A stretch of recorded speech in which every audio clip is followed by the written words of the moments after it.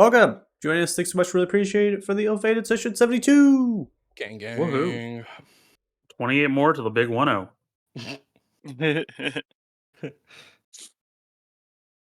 Yeah. Okay. Feeling old. What happened in the last session? The last session that we had the conclusion of Maldrim. Maldrim was the Tinkerer. The Tinkerer being an alias for this wizard of old that somehow bound themselves to necromancy and preserved their life in a brain that happened to be creating these constructs, and like a true tinkerer was beginning to build very much these automatons and kind of creating them out of multiple things that they could get from the surrounding area, and they happened to make a deal perhaps with the Denkashir to bring in the stuff. Now, I think what's important is how much information does the Denkash really know? Does Denkash even know it's Maldrim, right? Or do they just believe it's the Tinkerer, and that's kind of, as long as they're getting paid, that's all they care about?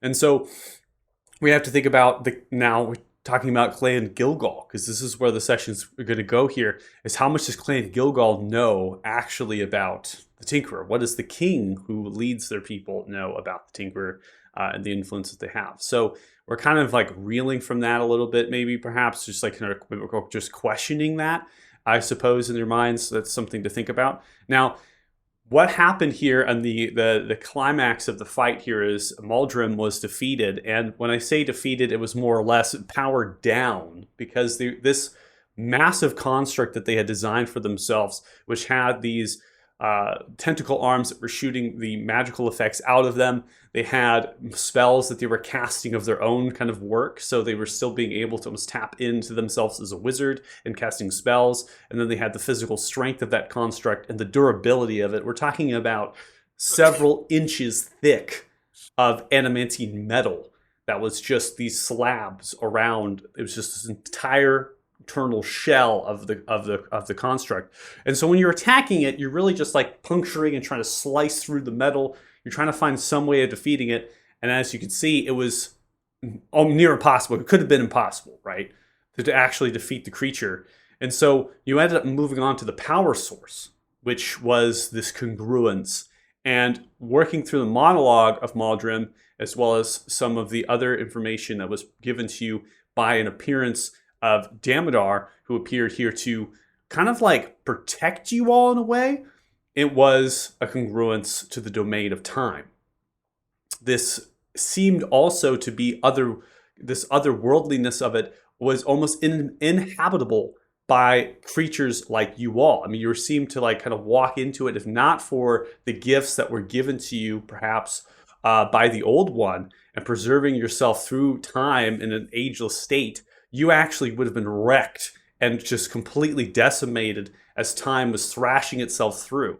And so you can picture for yourself that the domain of time should be pretty stable in relation to like timelines and how it all works. But for some reason, it's chaotic. It's instead rapidly deteriorating and decaying in the ageless state around all the kind of ages around everything. So you took the gift, you used that, defeated these kind of guardians that were almost protecting it, but also had some level of empowering Maldrim in their construct form. And upon defeating those three, the actual construct of Maldrim powered down. It had no life to it, and all that was left was a brain that was inside of it. And so, in true fashion, Ukar began to try to get at that brain. That was their intention here, to stab the dagger of soul reaping into the brain and capture the soul of Maldrim and finally put it to rest. And so that way it could never be an abomination upon this world ever again. As Maldrim, the Tinkerer, made an appearance long ago, right? So this is not the first time that the Tinkerer has appeared, not the first time that the Blood Knights were created. And so Ukar did what they intended. Now, they also did something else here.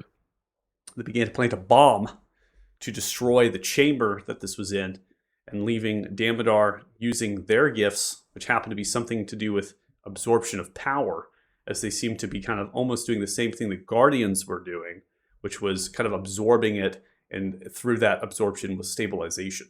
So it wasn't just like solar flares, whipping out and destroying everything around it.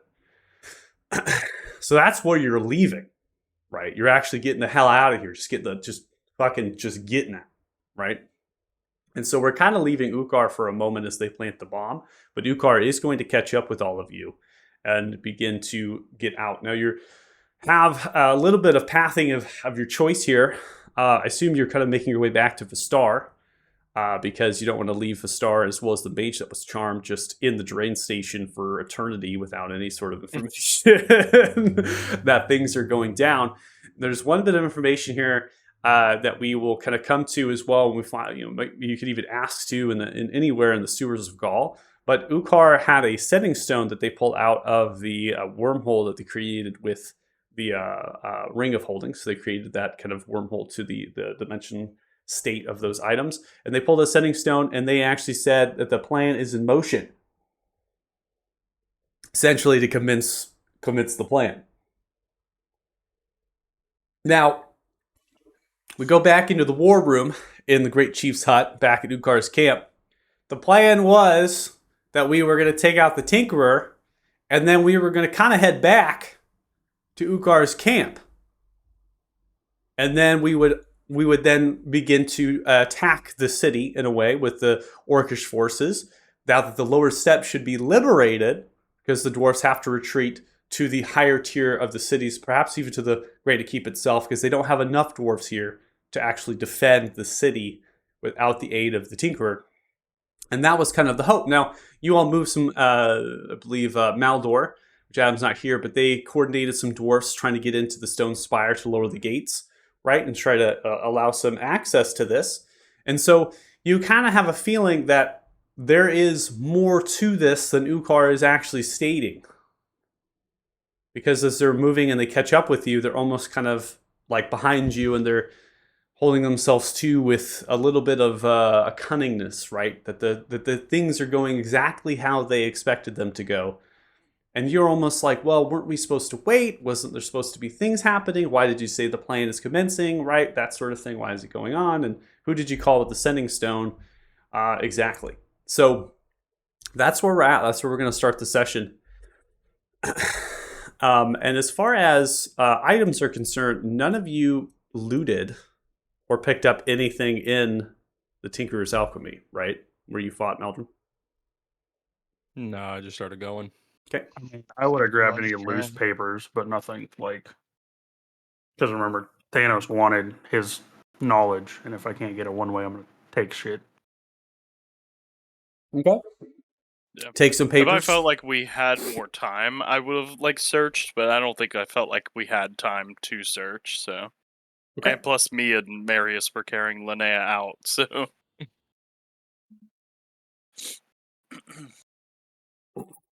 Very, very true. Much as I would love to loot. yeah, as much as I'd love to loot, I don't think I have time. Yeah. Or no, it just would Varys have been wouldn't have loose thought shit. he had time. I know there was that desk near where we came in that had papers on it, it looked like, so that would probably Yeah. be all I grabbed. Okay. On So the way grabbing out. some of those papers. Are you reading those papers? No, they are going directly into the bag of holding until later. Until a later point. Okay. Yeah.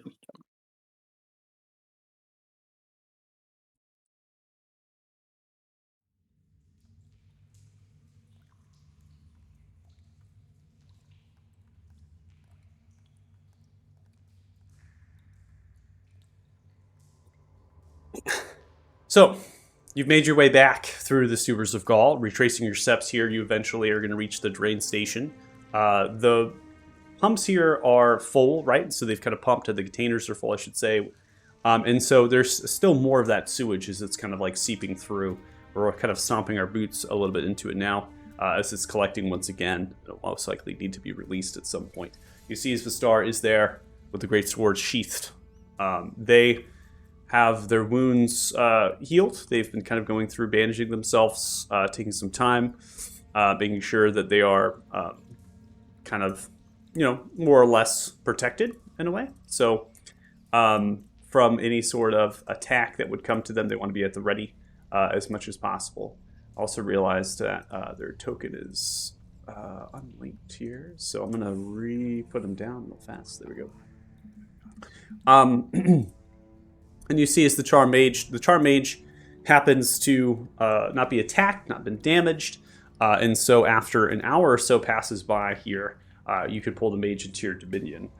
And that's kind of how that rule works. Is this mage, I believe, was charmed by the state of the step. So you at this point can take. It's been time enough as far as the hours are concerned. And we'll advance the time clock just slightly here as we come to the afternoon. That you could pull that mage into your dominion if you wish. Yes, I would do that. Okay.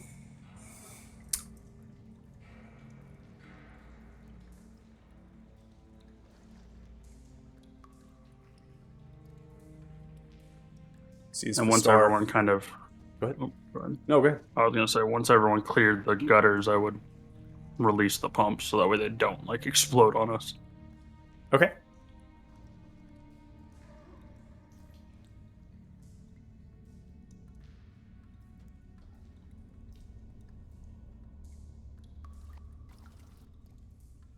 You got Brendan with the 1,000 ping there. Rest in peace.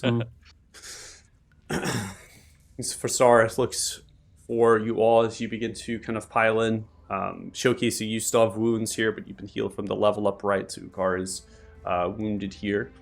You eventually get the pumps kind of churn. They begin to click and it's just releasing some valves. Eventually, the sewage just kind of billows from the containers and continues to flow out the exfil pipe here. Now, Pastar, what happened? Is the Tinkerer gone? It is done. The Tinkerer is no more. Tinkerer has been defeated. Then the next step of our plan. Must get to it. See as they look from left to right. Lower steps. Dwarves must be pulling back. Hopefully. I will connect with the rebellion, Dragonfang. I will seek them. I'm sure they are at the ready. The dragoons will get them armed, give them weapons. So that wasn't you that Ukar talked to on the Sending Stone. So Ukar, who did you talk to? Who did I talk to? Well, was a simple. Pip.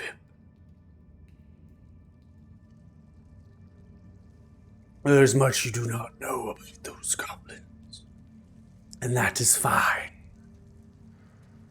The more you know, the more confused you will be. There are as many of them. They have been waiting for this.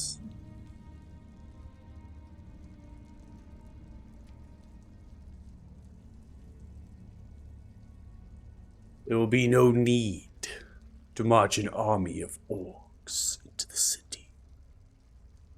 Preparations have been made.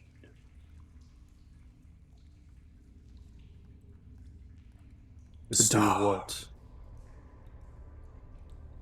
To liberate the city, of course. Now, let me tell you of politics. I do not care for them. I do not enjoy them. Uniting the orcish tribes, clans, they required brutality and promises that war would be waged against dwarf. Orc and dwarf fighting thousands upon thousands of years after the Great Voyage.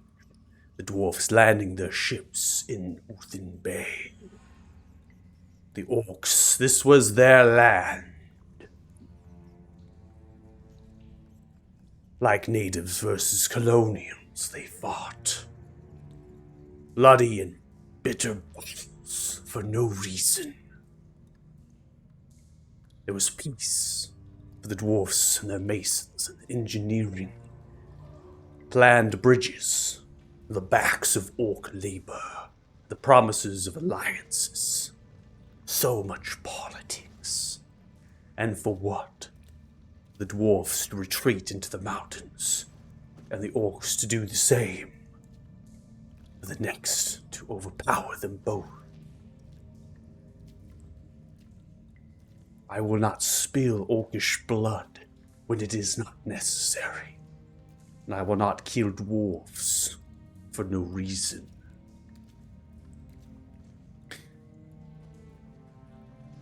My duplicates at Erpip Simulcrum, they have paved the path. There is only one figurehead now that rules the stone council that sees to the city and holds the granite keep. As that is the King Gilvor Gilgal. And I will have their head. I will have their crown. Not to rule the dwarvish clan, no. To rule the city.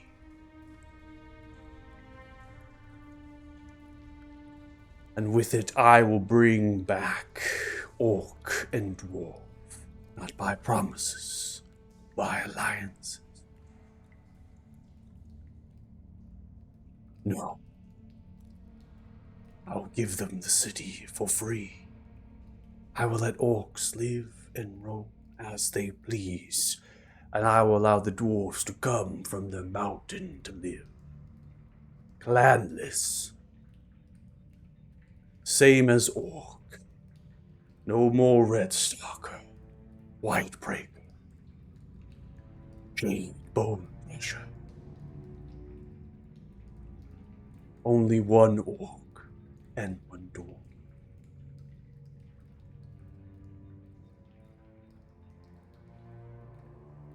That is the plan. And for Star, your dragoons and your rebellion. They have already been put in motion. There is no need to seek them out.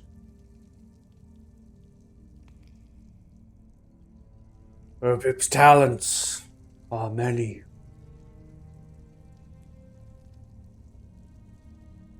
It was you that put them in motion an hour ago. Star looks. What? Ukar, we had an agreement. Dragonpike Rebellion was mine. To lead. It was me to mobilize the dragoons when it was ready. The rebellion to march into the royal steps. And liberate the Stone Council, the Grand Keep. I do not know if the king is being moved by some other. The king might be innocent. They are the last to rule their dwarven clan. There's only one left. The rest are refugees and survivors from the onslaught of the Silver Dragon. And what of that Silver Dragon, Ukar?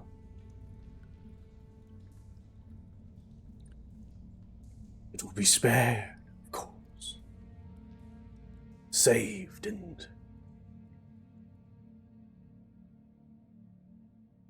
It is, as you say, innocent.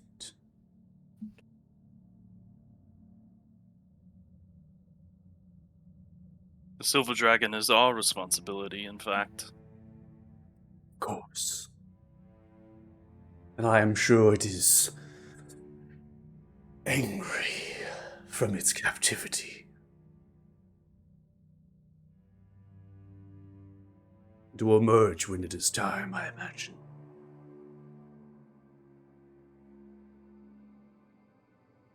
See as they clutch the stone. The eyes glow to the same color for a brief moment. And the eyes come back.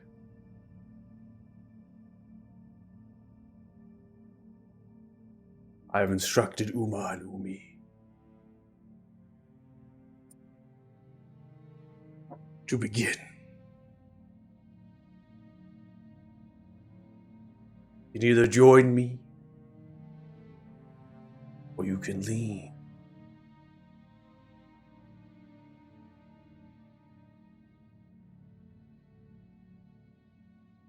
What say you, Marius? You gonna help us liberate a silver dragon? Why not?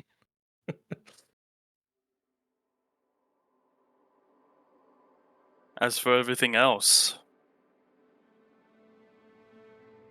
as much as the king might be innocent in all this, if this is what the dwarven and orcs want,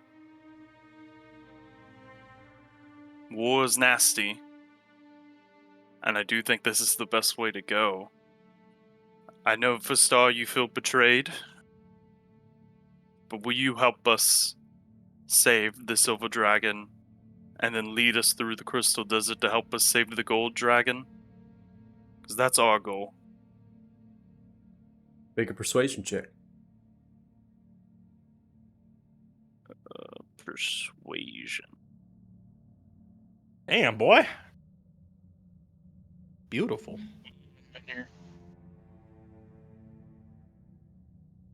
As they hold the gauntlets, clutching them into their fists. I stand with those that would protect the dragons. I will be in the lower steps.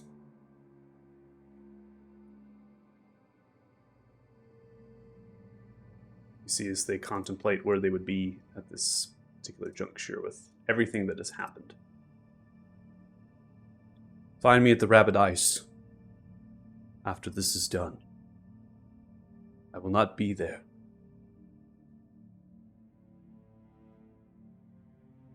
Thank you for your help. We could not have made it in here without you, Vistar. For I will not be there for your slaughter of the king and their guard as you make your way in to the Granite Keep. You harm any of the innocent people of this city, I will have your head.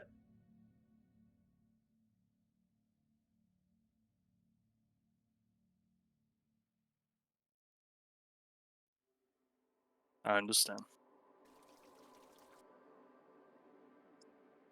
Do we even need to go to the Granite Keep? It seems Ukar has that in hand. This is where your dragon will be. I do not know if it is chained, enslaved by the king. Do not know if it is free. The words of Damodar spoke. Do you have a dragon to save? Odd, is it? The dragon that they had enslaved. They would want you to save. Curious. I always believed me to be a mastermind. Impeccable thinking. And yet it seems that Damodar might be just more than that. Fool, maybe. Foolish to trust all of you. To not turn against them.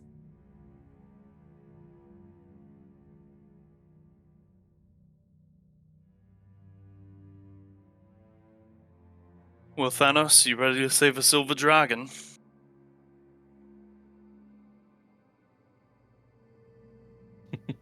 I am. Let's go do it then. Ukar, Yes. before we leave, I have one last question for you. You Yes. mentioned the dwarves and the orcs were to be clanless. Both of them have a heritage and a belief in their clans. What is going to happen to those who refuse your generous offer? They will be free to leave. Of course.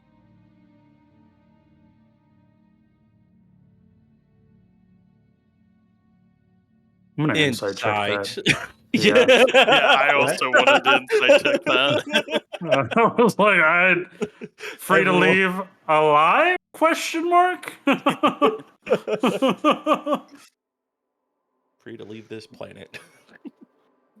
Oh, Thanos at the inside of 23, Varys at the 10, body language, stoic, but also mischievous. It's difficult to tell what is truth and what is lies. What is intent here is that they do not want to spill innocent life. Their plan has been always that in order to kind of bond the clans together, they had to win brutality. They had to fight. They had to defeat those leaders, killing them, taking the clans, and then to continue to keep them mingling together, they had to promise them battle, war, or past events that have transpired between their people and dwarfs. That is what has always been. So this war is what has the promise of a war has what kept the orcs together. But they are not going to fulfill that promise. And so you know that that is truth. But in this statement, those that are going to not bend the knee, so to speak, after today's event unfolds, what will happen to them? Varys, you do not know if that is truth or a lie. Thanos, Ukkar is exceptional at deception.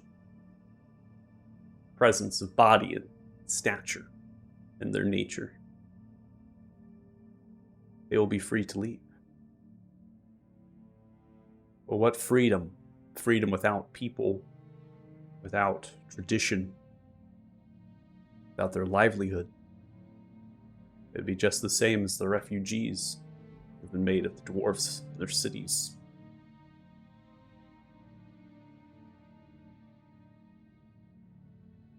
Ukkar would ask one thing of you then, given our alliance here.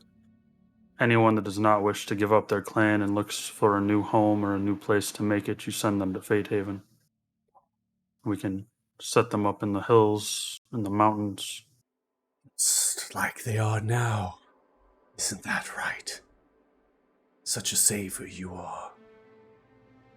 Lock them away in their mountains and their hills.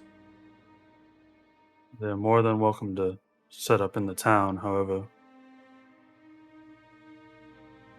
Feel like they like their mountains and their hills. Of course. Of course. Those who wish to leave, I will advise them the promise you make. Let me be clear, ill-fated, that when this is said and done,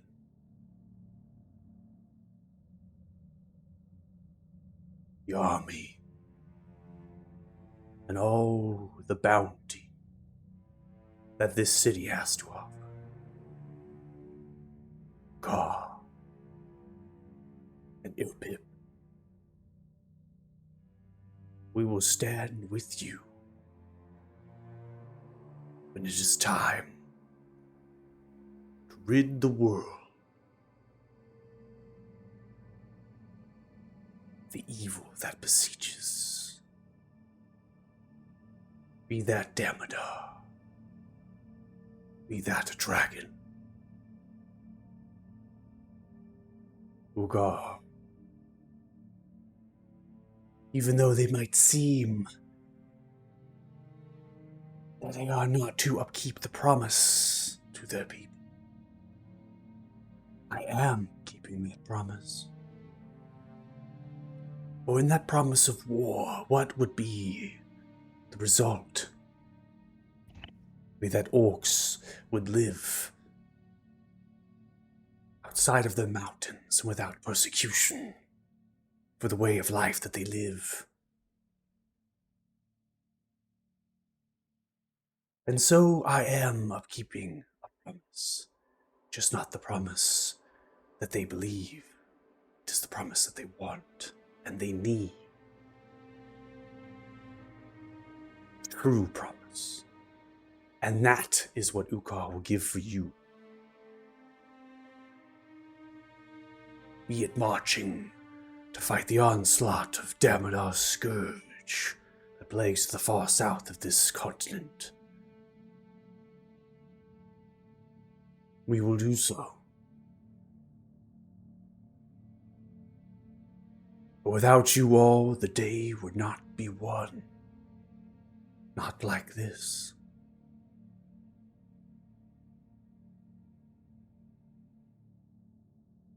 Well, I don't love feeling like I was deceived a little bit.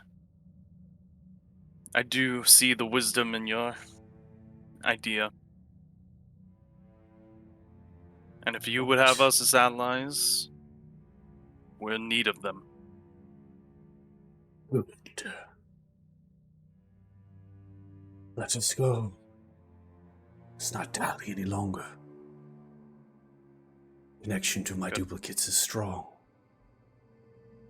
Stone Spire is under attack. Did good. The gates have been dropped. Lifted.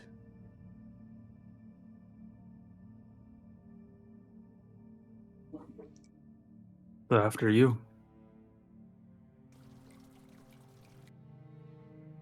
I'll kind of look at Thanos and then telepathically say, not sure that we can trust him, but what options do we really have? If you don't trust him, then we should kill him. That's the only option. I don't think that's a good idea, and I'll walk out the room.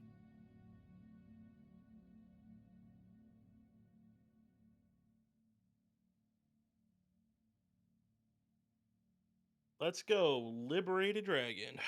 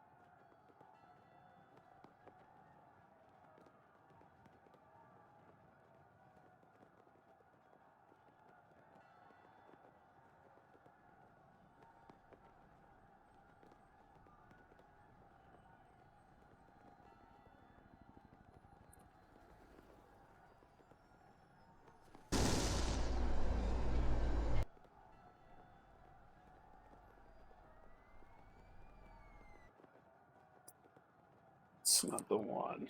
It was like a modern thing. Let's move the other one. It's disappointing.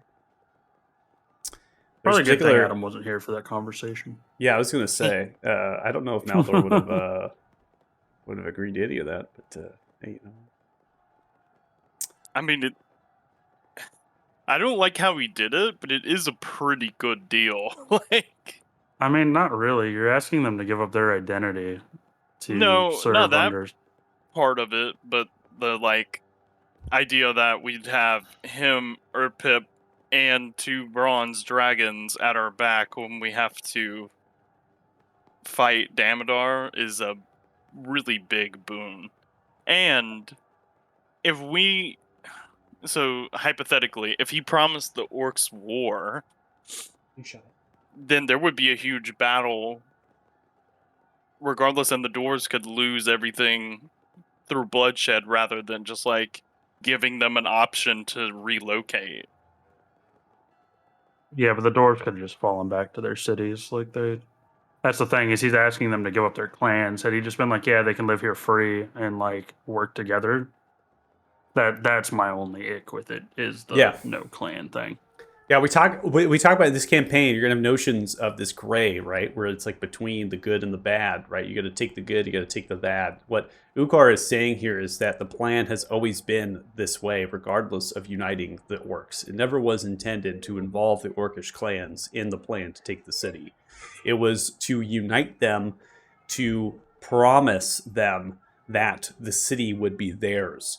And through that promise was war, and that is what bonded all of these clans together, was war. And traditionally, the orcs have always followed through with this brutality, with this sort of tradition of going to war, and it's been created over this dynamic between dwarf and orc for thousands of years that has developed from history, right? And so what Ukar is saying is break that history, break the status quo, right? Don't follow through with this. But to do that across the orc people takes hundreds and hundreds of years and generations of orcs and requires so much politics. As Ukar said, they do not do politics. That's not what they are about. And so they've amassed power through experience, magical items, and a connection with Urpip. And they're using that instead to take the city. And then after the city is taken, they will then tell the orcs that the city is theirs to come in. And in order for that to happen, they have to abandon their clans. They have to abandon what they have in the mountains, and they will come to the city and be welcomed with open arms. So the dwarfs that are here, what they're saying is that the dwarfs, and that's continuing since the war room, the dwarfs are following the king. They're following the king Gilvor Gilgal, who is the king of Clan Gilgal, right? From the family of Gilgal, the house of Gilgal, from that dwarvish city of Ravsha. So they're now saying is that in order to actually kind of take the city, they're going to then lob the head off of the king. Well, is that necessary, right? Is it really necessary to kill the king to take the city? Because the king's just occupying the city. Council's already here. Council could be alive, could be dead. We don't know really a whole lot. Seems like from the start they said the council's still alive. There's a number of players still in the city that could help guide it and rule it. Remember, it's democratic, right? In Hurlwick, there's a whole union here of that, how that works. That's not why Ukar is going to kill the king, right? He just said he's going to kill the king because he's going to try to make the dwarfs as well clanless. I mean, the thing is, like, what it ultimately came down to on why Varys was like, yeah, I don't like it, but, like, what's the better option? Because you tell him no, and he does it anyway, like, unless we kill him.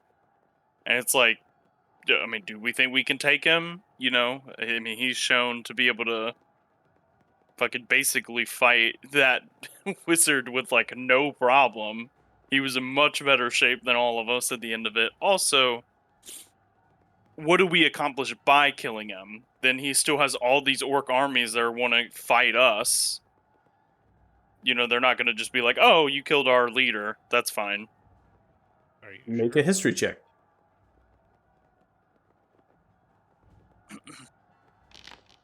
12. That's still pretty good. Well, fucking 10. That's crazy. You just heard it from Ukar. Brutality is what it took to get the clans under their help. Brutality is what it would take to take those clans out of Ukar's control. Mm-hmm. You could, Yeah. You literally answered it for yourself. You could kill Ukar Mhm. and take the orc clans in control of them. Yep. Yeah. I think where I was going with that is it just doesn't feel worth it. My thing's bigger But- picture. I know. I'm not really like. Yeah. Yeah. But you guys got to think bigger picture here. Well, that was so- that is Well- that is Varys' whole point of view, is that, like, bigger picture. Some very strong allies we gained from this in Urpip, 2 bronze dragons and Ukar. Yep. So, and with him capturing this city, we basically have a stronghold on the whole top half of the continent now. They're not bronze dragons, by the way. They're brass. Oh, brass, sorry. I thought they Most were important bronze, thing but- to remember here is that the most important thing to remember is the enemy of my enemy is my friend. And what happens after Damodar is taken care of is something we can talk about. And if we feel like Ukar being in control of that many forces is a problem, Then we So, can deal like- with it then. It's I would- not the forces he's control of. It's how he's going to control them and Also, remove like- their history. Yeah, I don't like it, but like, at what point, what would we have done in his shoes? Would we have done it very differently? Like, how would you have taken over Luda with the least amount of bloodshed? I mean, we have refugees in our camp that we promised we'd turn it back over to the council. That's the other thing, is that we have refugees in the city. That's why I'm saying Adam not being here for that conversation kind of sucked, because he is their person. Yeah. I don't know. It feels like a lot to be like, we don't like this one aspect of what you're doing, so we're gonna burn this entire bridge that is a very, very good ally and a very big boon to our cause.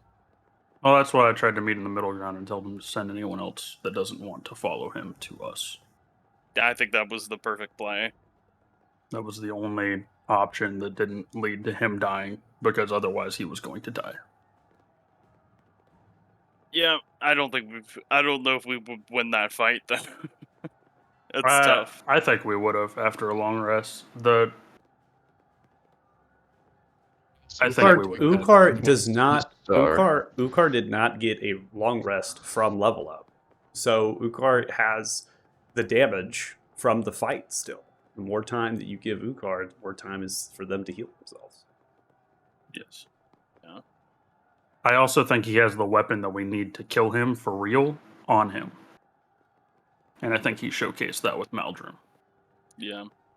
And I think, as much I'd love to side with you guys because I'm your IRL friends, you got to remember, we still haven't really had a conversation about what's going to happen. So Oh, for sure. I'm still Well, and- technically allies with Ukar here. And Varys also was like, with me being able to convince Vistar to help us in the Crystal Desert. Like, I just feel like we have bigger shit to do. Like, we have so much stuff to do that I don't think we can like afford to be bogged down here. And if Vistar dies in a fight with Ukar, that's a big loss.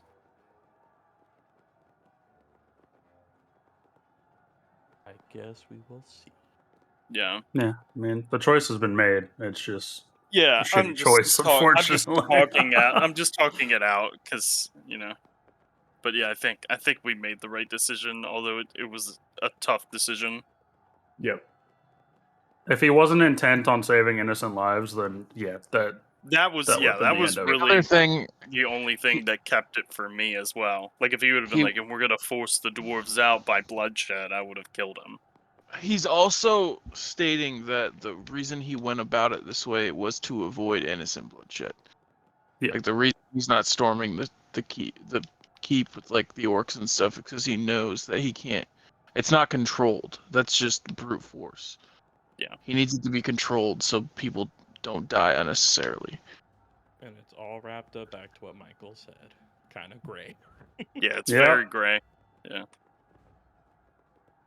So in the lower steps is where you are upon emerging from Nimble's automation. You're retracing your steps, feeling as if that's the correct way to kind of reach out. The lower steps, there's not much happening here. The people are retreating back into their homes. The bells are being tolled from most likely up the terrace of the city here. And as that's happening, people are just kind of looking around, like wondering, the star is out of sight. The star not just walked away, but they also ran away. So they're kind of just getting out of the area, most likely to get to the Rabbit Ice, and hopes that they could, convince any of the rebellion perhaps to hold off. Don't waste your lives on a plan that they do not support. But as Ukar had already stated, the star had already set this plan in motion an hour ago, most likely upon landfall of your ship. And so the rebellion of Dragonpike is going under the orders of the star and to attack the Granite Keep. And so The star got fucking played. you make way from Nimble's automation. You're going to try to enter in to the upper steps here. There are two ramparts that come from the lower steps to the upper steps. Those ramparts are blocked by a large wall of natural formation, this red stone, flanked by two towers, an interior wall segment. The towers also can get upon that wall and the interior kind of that wall. And then you have a series of portcullis and gates that kind of shut themselves down, right? As I had kind of described, a rampart, it's directly kind of coming underneath the rock, like a tunnel as it's going this way. And then you have a series, so 2 gates, right? Kind of a chamber here. The interior wall segment can dump oil. They can dump all sorts of stuff upon you. They can just trap you in there because the mechanisms of the actual gates are above in the wall segment, as well as the towers. Now, the towers are armed with cannons. The cannons don't seem to be firing as you begin to approach upon the large, elongated, about 20-foot wide, cobbled of this red stone rampart as it leads up, flanked by walkways and other shop fronts from this district. You can observe shadows that are there in the actual arrow slits of the walls, and then you have the portholes, the openings for those cannons that have been kind of carved into the stone towers. They're octagonal-like in structure. They're beginning to kind of, you can see them in there, and they're almost like sticking out, and then they're kind of shaking every so often, and there's like flashes of light that are kind of popping and cracking. And then sure enough, you see in one of the towers is Urpip, at least one of the Urpips, who currently is smoking a pipe, and then turns and looks away from the cranial of the tower, and the gates, both of them open simultaneously of the rampart. See, Zukar says no words and just continues to trudge, march themselves up of the rampart as they now enter in to the upper steps. In the upper steps, there are pitch fights that happen in certain alleyways and other crossroads from dwarfs that are attempting to retreat back to the royal steps, probably part of their battle plan to try to retreat back to the royal steps upon an attack such as this. If they are confused, this is where you need to go, that sort of thing. As that's happening spontaneously, randomly, there'll be cannons firing off, so you can hear cannon fire. It's kind of sending outwards. You hear the blast kind of come over, and then the commotion of those fights are accumulating into the sounds that you're hearing from the audio effects of Foundry. Kind of that large, shouting, combat, right? Certain things are happening. Ukar, all the while, is just making way for that singular rampart that leads into the royal steps. There's only one rampart, similar in design to what you've gone through, and so they're simply just walking from this, from the east side of the upper steps to west, and then slightly north to come into that rampart. As you're doing that, you come by those pitched fights as dragoons. They're wearing kind of goldish, blackish armor paint, and they have different sorts of armament, primarily fighters, but they do have other kind of, maybe they have some spell casting, and they're beginning to kind of send blasts as they're fighting, and they're kind of extending themselves. They're not soldiers, so they're not trained. They're not in like formations, so they're fighting these dwarvish soldiers. They're kind of like having almost like, it's like a pit, like I said, a pitch fight is a good way to describe it. The dwarvish soldiers are like pulling themselves back into like phalanxes, right? And then the dragoons just coming on top of them as they're almost overwhelming them with their forces here. The Rebellion of Dragonpike consists of a good amount of the city, and so it's like a mutiny of sorts as the city is kind of attacking the dwarves, right? Now, in the midst of some of these pitched fights, you will see Ukar. And Ukar will have a mixture of different armors on and weapons. And as soon as you cross into view on your main thoroughfare, you're making way on the main road here, you'll like look down that side street. You'll see almost immediately that Ukar will look over, they'll clasp their weaponry together, and then they'll do like a bow, and then they'll continue to fight.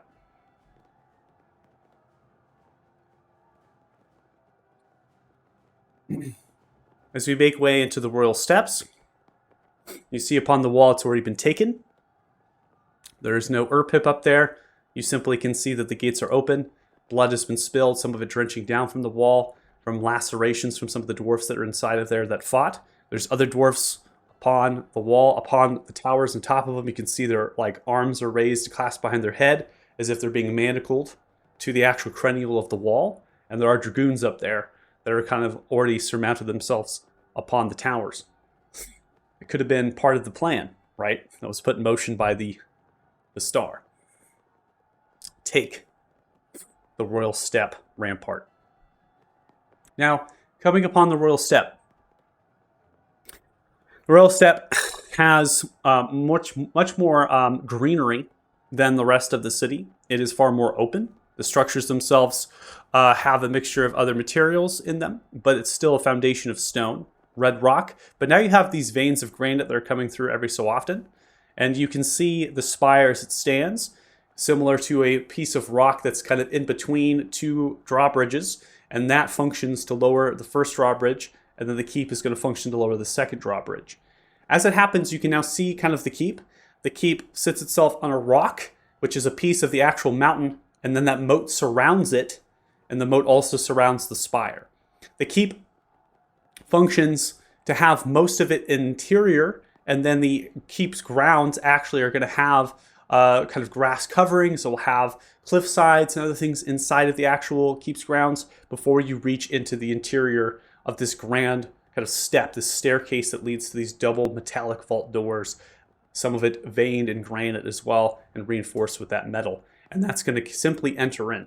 The keep is also very small. It's not very large. So in terms of structure size, you imagine it to be maybe 5-6 chambers on the first level, nothing really in the second level, perhaps, except some open banquet areas. And then in the bottom of it is really where it kind of comes into. It's subterranean, right? Dwarves built this place. And so there's inner workings in the subterranean part of the keep. Could even be where the throne chamber is. And that is going to be what Ukar will also re-emphasize, that the king will be in those subterranean levels because that's where the stone throne is. Now, as far as the spire is concerned, both the drawbridges are down. So the first drawbridge and the second drawbridge are already down. And you can hear more fighting, more pitched battles in the openness of these grass kind of cliff sides with the different structures that are pitched, some of which are large, some of which are medium, and they're in the different alleyways and the pathings that reach from the Royal Steps. The Royal Steps was made to be beautiful. There are parks here as well, some garden areas and such. And so you can see some of those fights happening in more of those wilderness-like areas. And it's all just adding to the chaos. But all the while, Ukar just continues to walk. Not run, just walk. Letting things unfold as they should.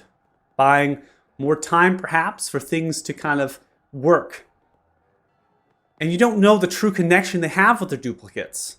But there seems to be something that they are communicating with every so often. Then you can hear the pitch of a dragon kind of roaring outwards. And you can see silver wings flying overhead of the keep itself and some of the groundwork. And it's kind of letting out a slight roar. And there is cannon fire as well as ballistas. You can see getting fired up in the direction of the dragon as it's pitching its wings and it's kind of turning down and then kind of dives down.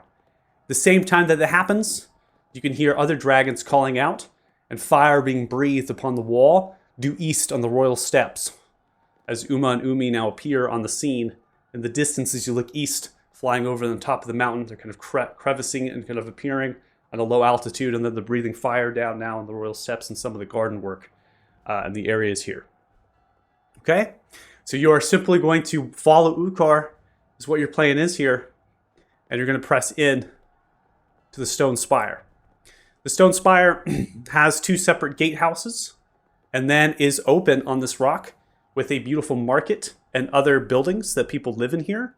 And this is where we're going to get into some of the commotion that is actually going to halt and stop Ukar. So I'm going to drag your tokens down and I'm going to narrate what's going on. I need someone that has to control. I was hoping Adam would be back by now, but someone's going to have to control Maldor. I'll do it. Okay.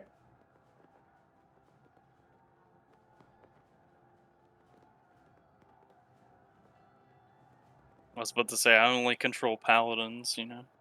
It's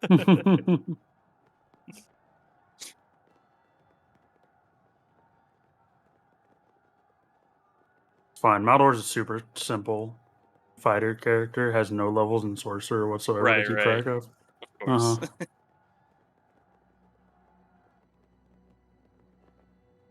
Oh, that's a lot of dwarves.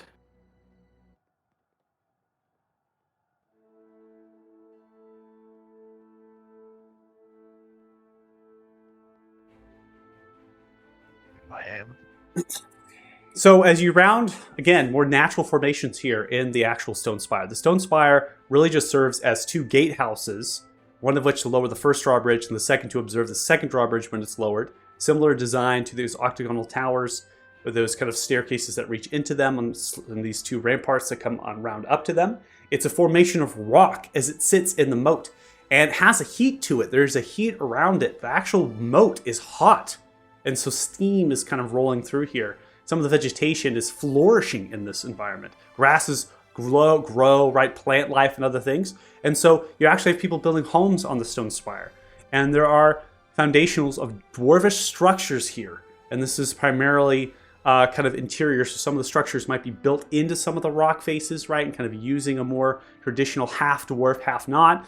You can see the markets in front of you. There's a small bridge that crosses over and some billows of a blacksmith that use the watermill there to kind of create weapons, maybe arms, maybe just regular smithing products. And that bridge is a choke point. And so in the stone spire, there's other fighting here, but as the path converges to the bridge that crosses over to the market, and then will take you over to the secondary gatehouse on the north side, you are having to kind of stop yourselves and begin to perceive the commotion because there are two cannons that overlook the bridge. And both of them begin to fire off, hitting into objects and structures. And you can see Ukar just taking a step back, getting some cover of the cliffside there. This cannon explodes down, and the second one explodes down. And they kind of like pull themselves back, and they kind of look past the cliffside. And they begin to draw their weapons outwards, noting that this will have to be fought to push through.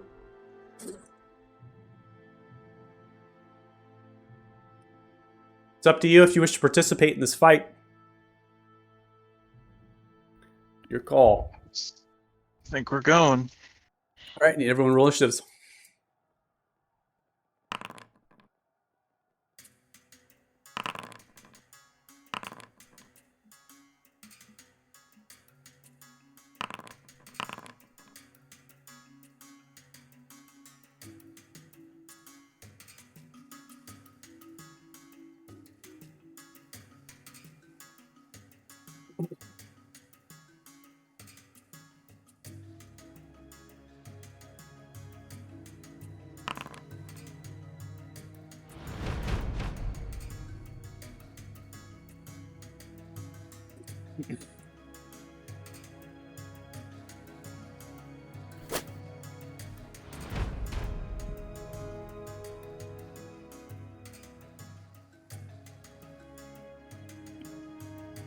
All right, so as we are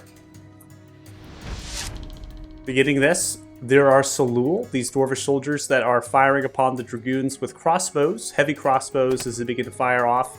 Some of the dragoons are dwarf or human primarily. The archers have longbows. They're wearing, looks to be dark steel cuirasses, which are kind of heavier, kind of like, like a chainmail, right? So remember the armor types have changed. So this allows me to describe them a little bit better. So this is a piece of armor that covers the front and back torso, formed over pieces, and then has like chainmail and padded garments underneath it. They have shields, dark steel. So they're wearing dark steel armor, weaponry, and shields. Very well equipped, most likely equipping themselves over time and time, right, getting ready for this attack. And so they're defensible against the crossbolts as their shields are raised, fighting like a pitched battle that's in front of them. We now come to you, Thanos. Man. I guess I'm just gonna shimmy past everyone here. Oh, I forgot to roll your mage into the fight here. Let's roll them. Oh, he's still injured. I forgot about him.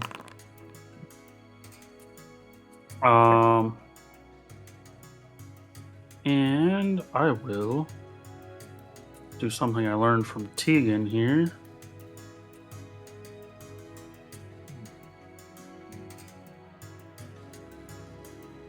That is not where I placed it. There are walls here, so certain things will intersect, could cause some problems. But if you're casting it on the bridge, which is what it looks like, you should not have a problem. Yeah, I was aiming for the back. I wanted to get the bigger group, but for some reason moving the map caused it to not.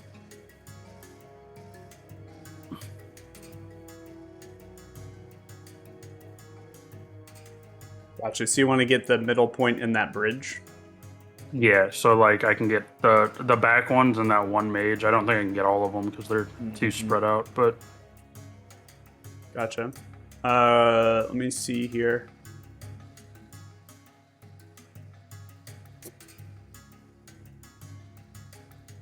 See if I can get it to go. No, it's still having some problems.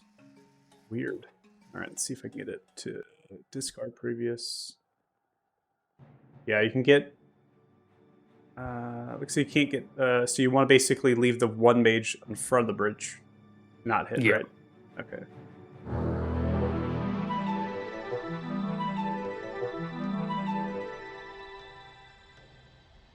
All right, there you have it. The whole formation of dwarfs at the back end there are going to be incapacitated and charmed, forming themselves into a phalanx to protect the bridge. The Ruglark mage is not. They're going to succeed. that's unfortunate. What do I have for bonus action? Nothing. This is fine. Really good play, man. I will end my Yeah. turn.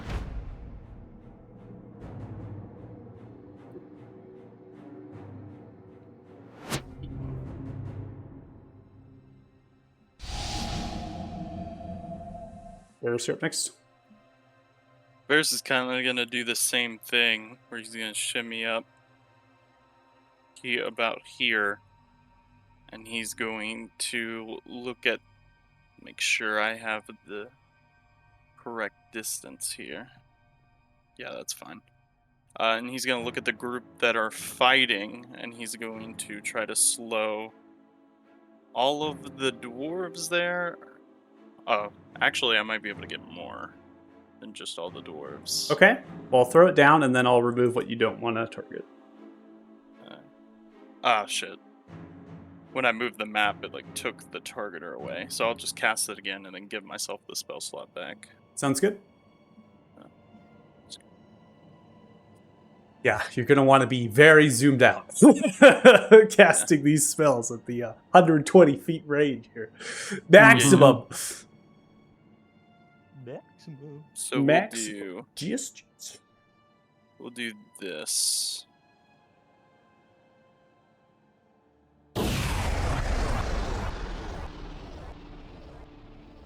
And then I would target just the dwarves and not Yeah, the so dragoons. not the dragoons. Okay, so I'll just remove the effect on the dragoons that got hit by it.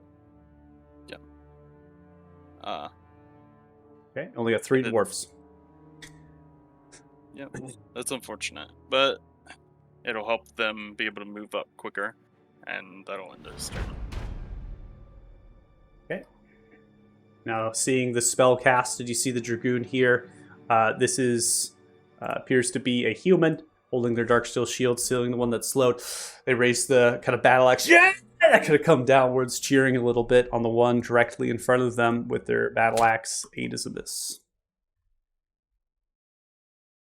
Oh, and my game just crashed. Rest in peace. Yeah, no, so I went through a Windows update and everything, and now I'm having like memory leak problems. Seems Oh like. no. Yeah, so it keeps like crashing on some issues every so often. So, well, it said it found corruption on the scan, so I wonder if it has something to do with that. But it is what it is. Fucking Windows. Yeah, I'm just gonna have to basically take a day and work through it and start repairing stuff and things like that. That'll hit Hills 11.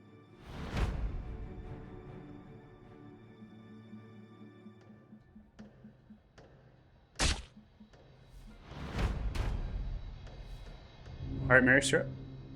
Cool.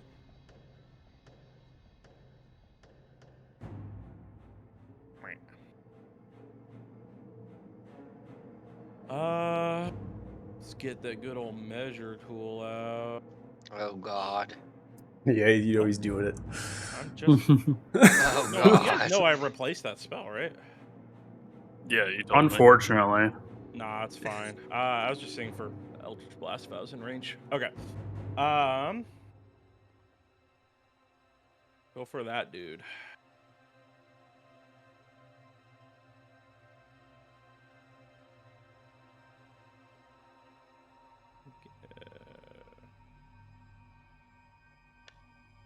All right, 20 hits. You do 15 points of force damage. Wow. You could have blindsided them a little bit. They're caught off guard, holding their Now, if staff. I They were begin to look push towards you. this man, would he fall off the bridge? No, because the bridge just have a half wall. Okay, It's that's kind what I of wanted to ask. yeah. The stonework is kind of arched as it works through there with a little bit of pillars for lampposts. I figured at least check. All right, and then we'll send a Or second one. Dwarven Bridge doesn't have walls. Come on, man. Yeah.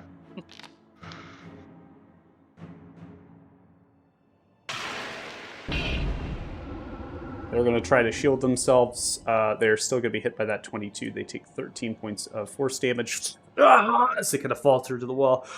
We will try to finish it. 28 explodes through the shield. Yep. They get blasted, hit into the wall multiple times. And then we will end turn. Slowed here at one attack, mate, against the Dragoon. Miss. We now come to the cannon.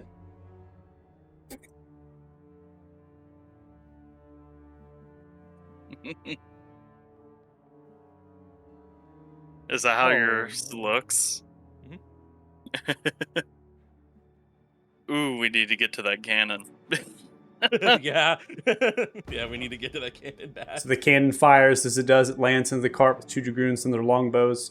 You see it explode and splinter the cart, and both those Dragoons are just kind of taken by the shrapnel and the blast. You see this dwarf over here with the potbelly. No! Take cover! Clear! He's called an orbital strike. Killed his own men there. And your favorite enemy of all.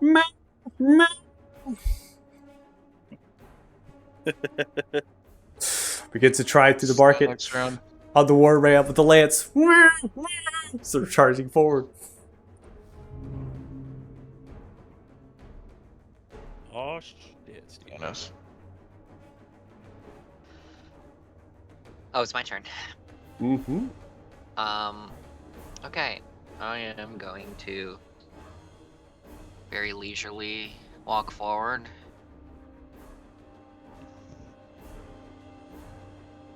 Not in a hurry. Stand next to Marius here. What's up, gangster?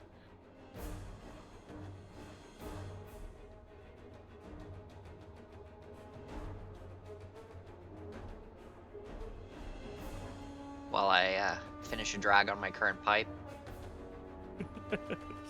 No dash taken, and I'm just going to end my turn. Okay.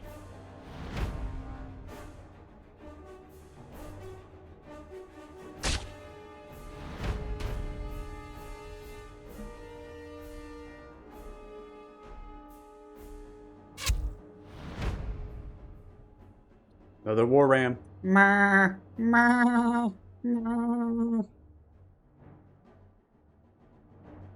they Runs through coming the market.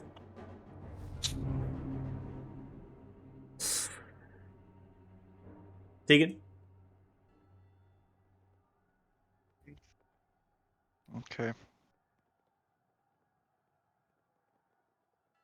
Oh, I'm all the way in the back. Alright. I'm on the measure tool still. Space bar. Space.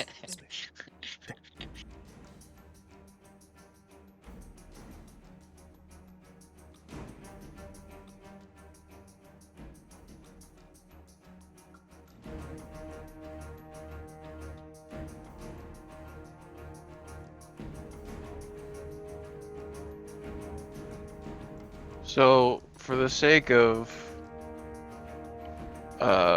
me not being able to do it, how far are the people on the cannon from me right now? From you? Yeah. They're Oof. what, 230? 230, I think, Yeah. is where you're at. Perfect. 235. Perfect. Perfect. I'm gonna Eldritch Blast the people on Oh the cannon. boy. Oh, right. Oh yeah, still sniper. Yup. Jesus Christ. Jesus. That's my We got- boy. We got a fucking sniper over here. Jesus. What's that animation? That animation probably is going to fly all the way there, so. Yeah, just target them and then just click it. You should fire up. So, it makes me almost regret not taking Eldritch Spear. So I could have 600 feet of Eldritch Blast. Yeah, dude. I think 300 is good.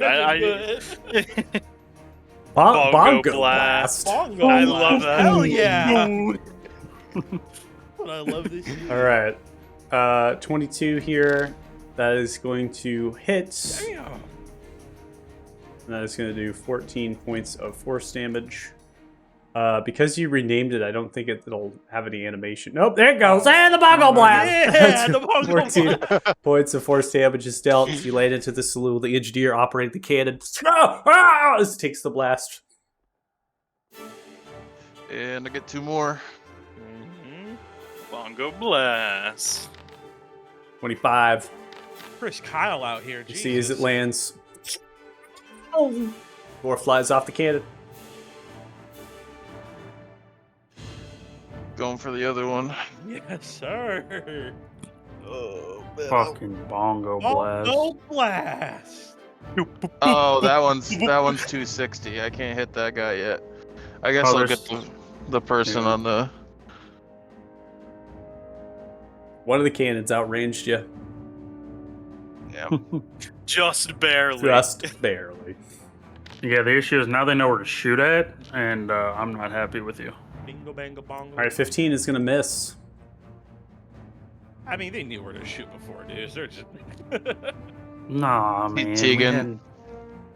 You see Tegan walk up, banging a rhythm on the bongos you haven't heard before, and a swift pelvic thrust. You see beams of energy shoot out into the cannon fire. That's the most barred thing Tegan's ever done. There's flavor, and then there's like Gordon Ramsay level of flavor, and that's what Gordon we're hitting at Ramsay right there, flavor here. Yeah. Yeah, like there's Meanwhile- all Just kinds of using his pepper on hips that every bitch. time he hits his hip. It's just like boom. Yeah. Meanwhile, after seeing that right next to him, Lucar just looks into this pipe and goes, "Good shit." Dude, what? Dude, this shit's laced with something, man. Right. This is What some the fuck? epic shit. Somehow, after we had that fight with Baldrum, we're extremely powerful now. That's some good shit, Tegan. Where'd you learn that? Gift from the gods. It came Anything else from the for your time turn? I spent. No, I think that's gonna do it for me. Okay. This is beautiful. Bingo, Go and end bango, it. bongo, bish, bash, bosh. Bish, bash, bosh.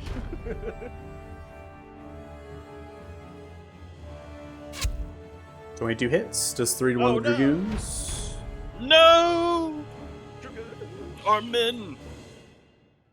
15 misses. Bungs. Alright, Meldor's up.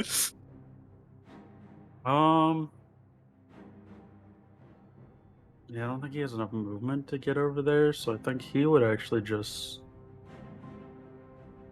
move and then probably dash to get to cover from the cannons Mhm. and let Tegan take care of the cannons because he's not going to waste resources on soldiers, I feel like. Okay.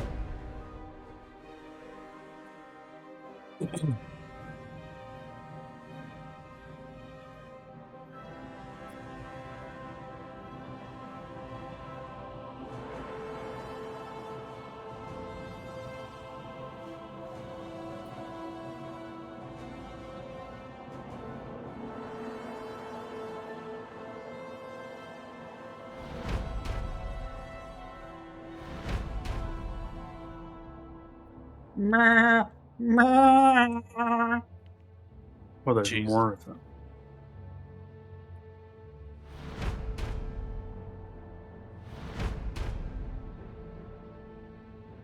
Jesus.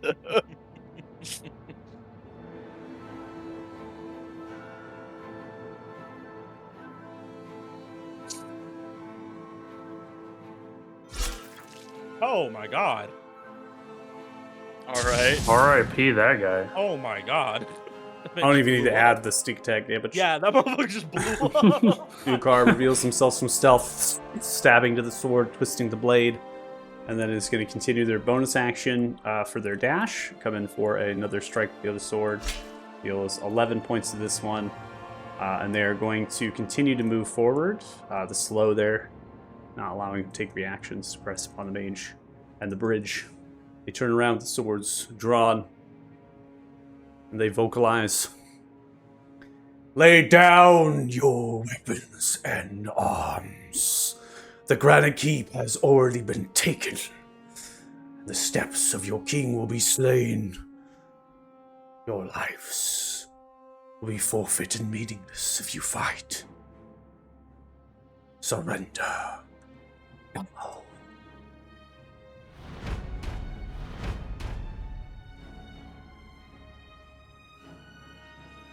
See, as the Ruglark here is going to bend the knee. They're going to lower themselves down into a prone state and drop their staff. Hey.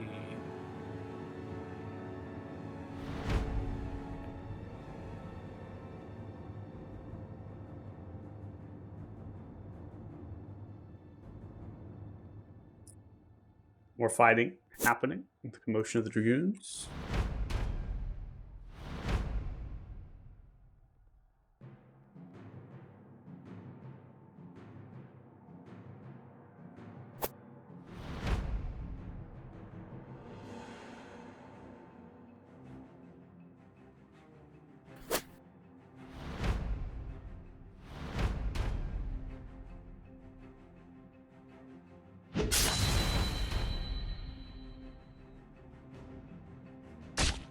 Ooh, natural 20. Fuck yeah.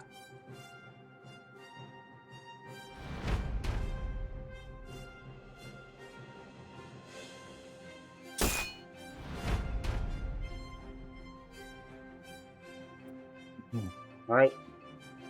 Mage comes running up.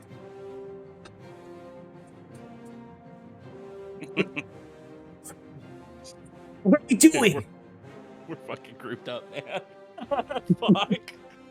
He's gonna die to this fucking Yeah, next he's cannon gonna shot. get blown up. Oh no. Looks towards you, Thanos. What do you want me to do? What's the chance you know Dimension Door? Ooh. Ooh, okay. Don't have it. He's got something in the oven, but you know. Damn it. I don't know.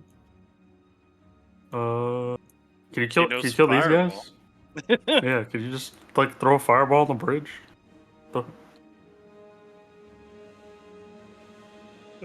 Surrender. I think- No, fireball! I think the fireball is 120.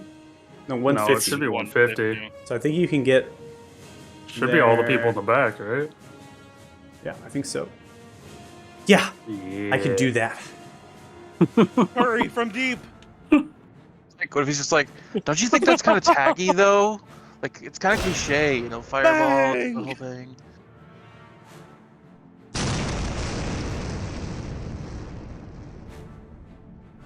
Give me $1. What was that? Don't Good worry. job. Really need you to learn Dimension Door though. You know, good, but not Dimension Door good. I will teach them. Oh yes, you will. Yeah! So they can teach me. Oh, these dudes have gotta surrender soon. They are completely surrounded now. You would think. If they were smart.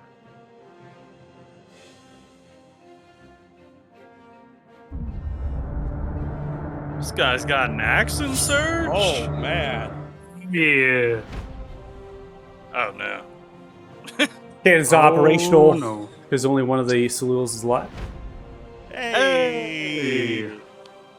Good work. Now come to the dwarf.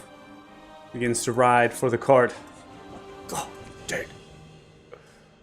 Ooh. Turns and begins to continue to move forward.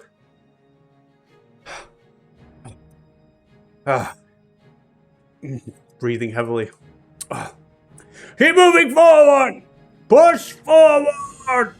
They are going to dash. With me! Charge!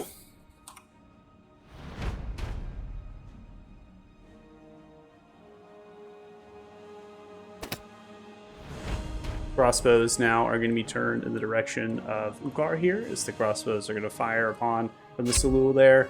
Ooh, natural one. Shit. You saw it. Thanos, you're up.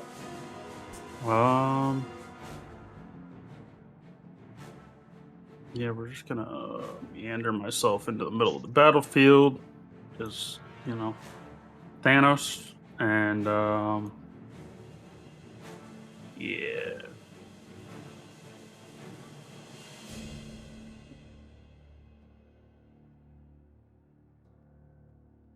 Put back in.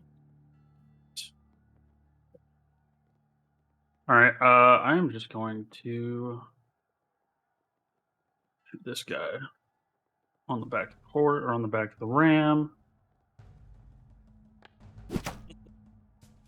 20 hits. And then, you know what? This one's horse. The ram looks almost dead, so we'll do that, or not. Oh, That's one. Critical failure! It's okay. This is what bonus actions are for. Oh, you're targeting the ram! Yeah, I'm killing his ram, so that way he falls to the ground. Screw that guy. I can't kill him with one shot, so I'll kill his ram. Smart. I respect It's that. tactical. I see who's burned. And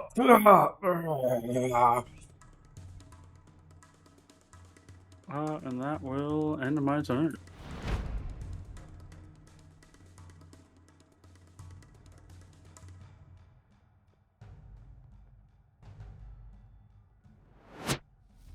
There's Varys, you're up. Okay. Varys is going to kind of get on the other side of this. And let's see if I can do that. I can indeed. Oh god. Oh god. I'm making sure. How long is the spell's range? Give me a sec. Okay, yeah. I'm going to target this ram and shoot it with a firebolt. And you'll see Varys grab his staff, and then an arrow of fire appears, and he shoots the arrow off at the ram. Oh, no more Ignis, huh? Not now. But No rams were harmed. No in the rams. This production. I mean, I saved the one from its evil and owner, then but he'll shift, kind of out, trying to get out of sight as much as possible, and end his turn. No, Maldor the Seventh. Why?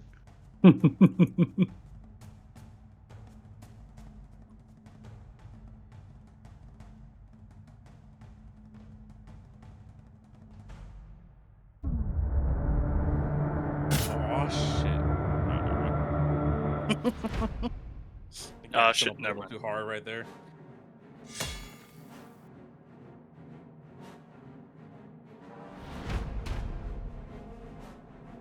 Goons are just continuing to attack.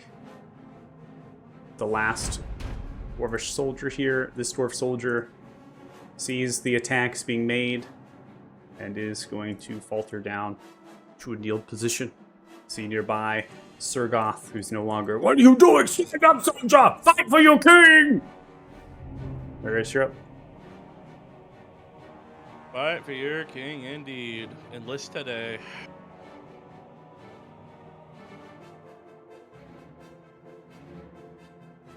Cannon's gonna get another shot off. Okay, so far we've Yeah. had this guy surrender and this guy surrender, right? Yeah. Yeah. Okay. Is this a little cliff edge right here where Oh Archer no. is? Yeah, like a little hill. Yep, Okay. they're on top of a I'll- cliff edge. There's a basket in the lower end. They're using this I'll just pillar here dash as a cover. then. Yeah, I'll just dash, get some movement. That'll my turn. All right, we now come to the northernmost cannon. As the northernmost cannon begins to prepare to fire, as that happens, you all can observe a missile-like projectile begins to come downwards from the sky. Heyo. As it's kind of coming through in a trajectory in the direction of the cannon. Its wings are folded down. It's moving at a speed of roughly 200 plus feet per 6 seconds. So it's kind of like shooting downwards in the direction of it. As it does, it opens its wings at the last second, clutches its talons into the cannon, and then begins to kind of take flight with the cannon, dropping it off of a nearby area that's a little bit distant off the map. Motherfuckers got robbed for their foams and their cannon, dude. Fucking go, Belzar! Ukar, you're up. Fucking stole my thunder.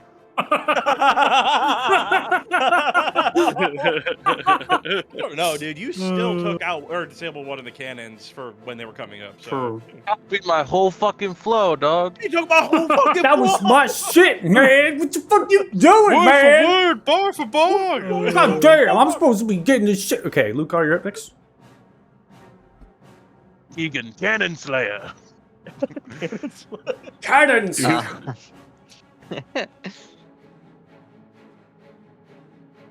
I take another 30 steps.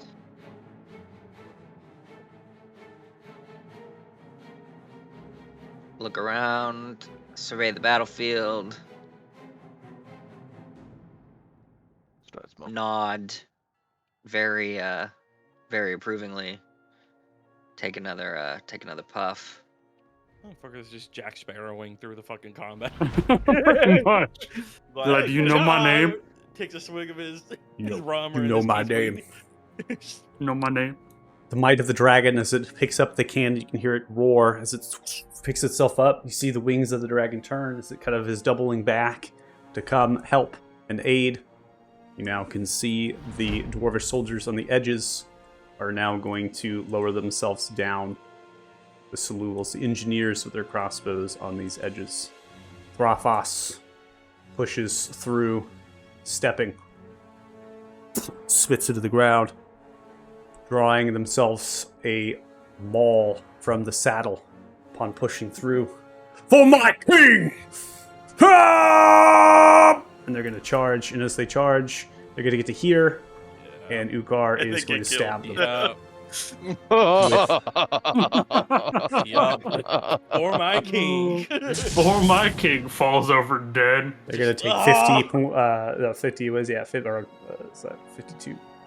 52 points of points. damage there as Ukar from the invisible state stabs him directly in the back. Faltering to the knees, you see as Ukar holds the sword, kicks their boot up to the shoulder of the dwarf on its knees. Your king will be dead shortly. Pulls the sword and kicks the body down forward. God damn. Tegan, you're up.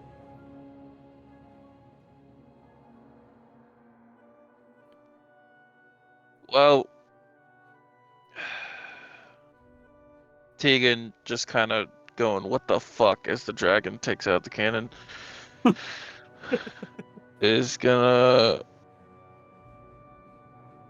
look.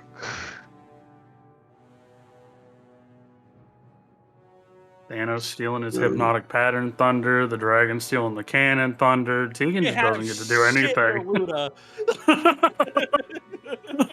But he had a sick bongo fucking. Yeah, he did. He have a stick did. bomb. I mean, it looks sick. We're still firing. Oh! Oh my god! Ooh, Fuck Abby, that oh, dragon. dude. Oh, you still targeted the guys back there? Oh my god, the engineers! Like, boy, They didn't do anything to anybody! Take your damn! Ah! Oh my god! So, Man's around, hips don't lie and they God, don't stop. you see as the cannon lifted off, some of the sandbags, some of their fortifications, right, ripped by the dragon. Not shown by any of the artwork on the map, though. There's little fortifications around those cannons. You see as the engineer, the Salul, is taken aback by the dragon, begins to slowly lower themselves down in a cowering state. Bam! Right into the shoulder. They get hit, and they begin to roll off of the cliffside. What? We don't know if they have another one up there. I'm just making sure. Here's a scream of the other dwarvish soldier. Other, no! Oh, no. You just broke up a Oh, family. How do man. you feel? Time to. I just Send him killed to- that guy's brother. You Send should him to his reunite him with brothers. him. Yeah. Yes! Send another Mongo Yes! blast. You see, 9 takes the damage. Ah! Ah! Ah!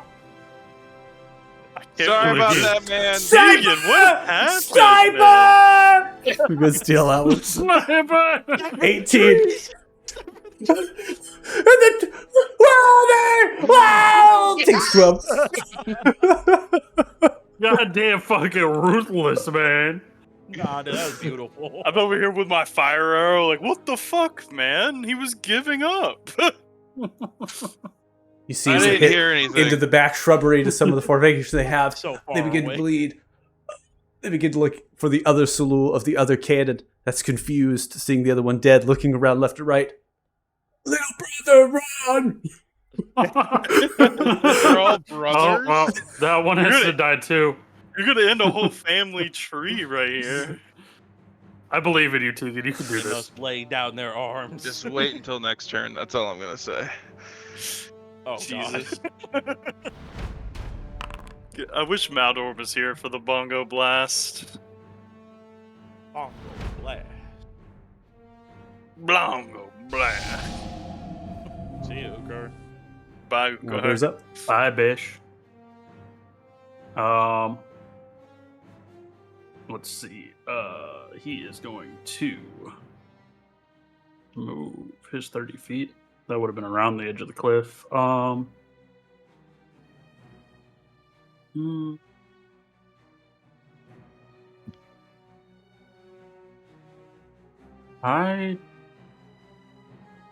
What's the range on his echo? 30 feet, right? Yeah.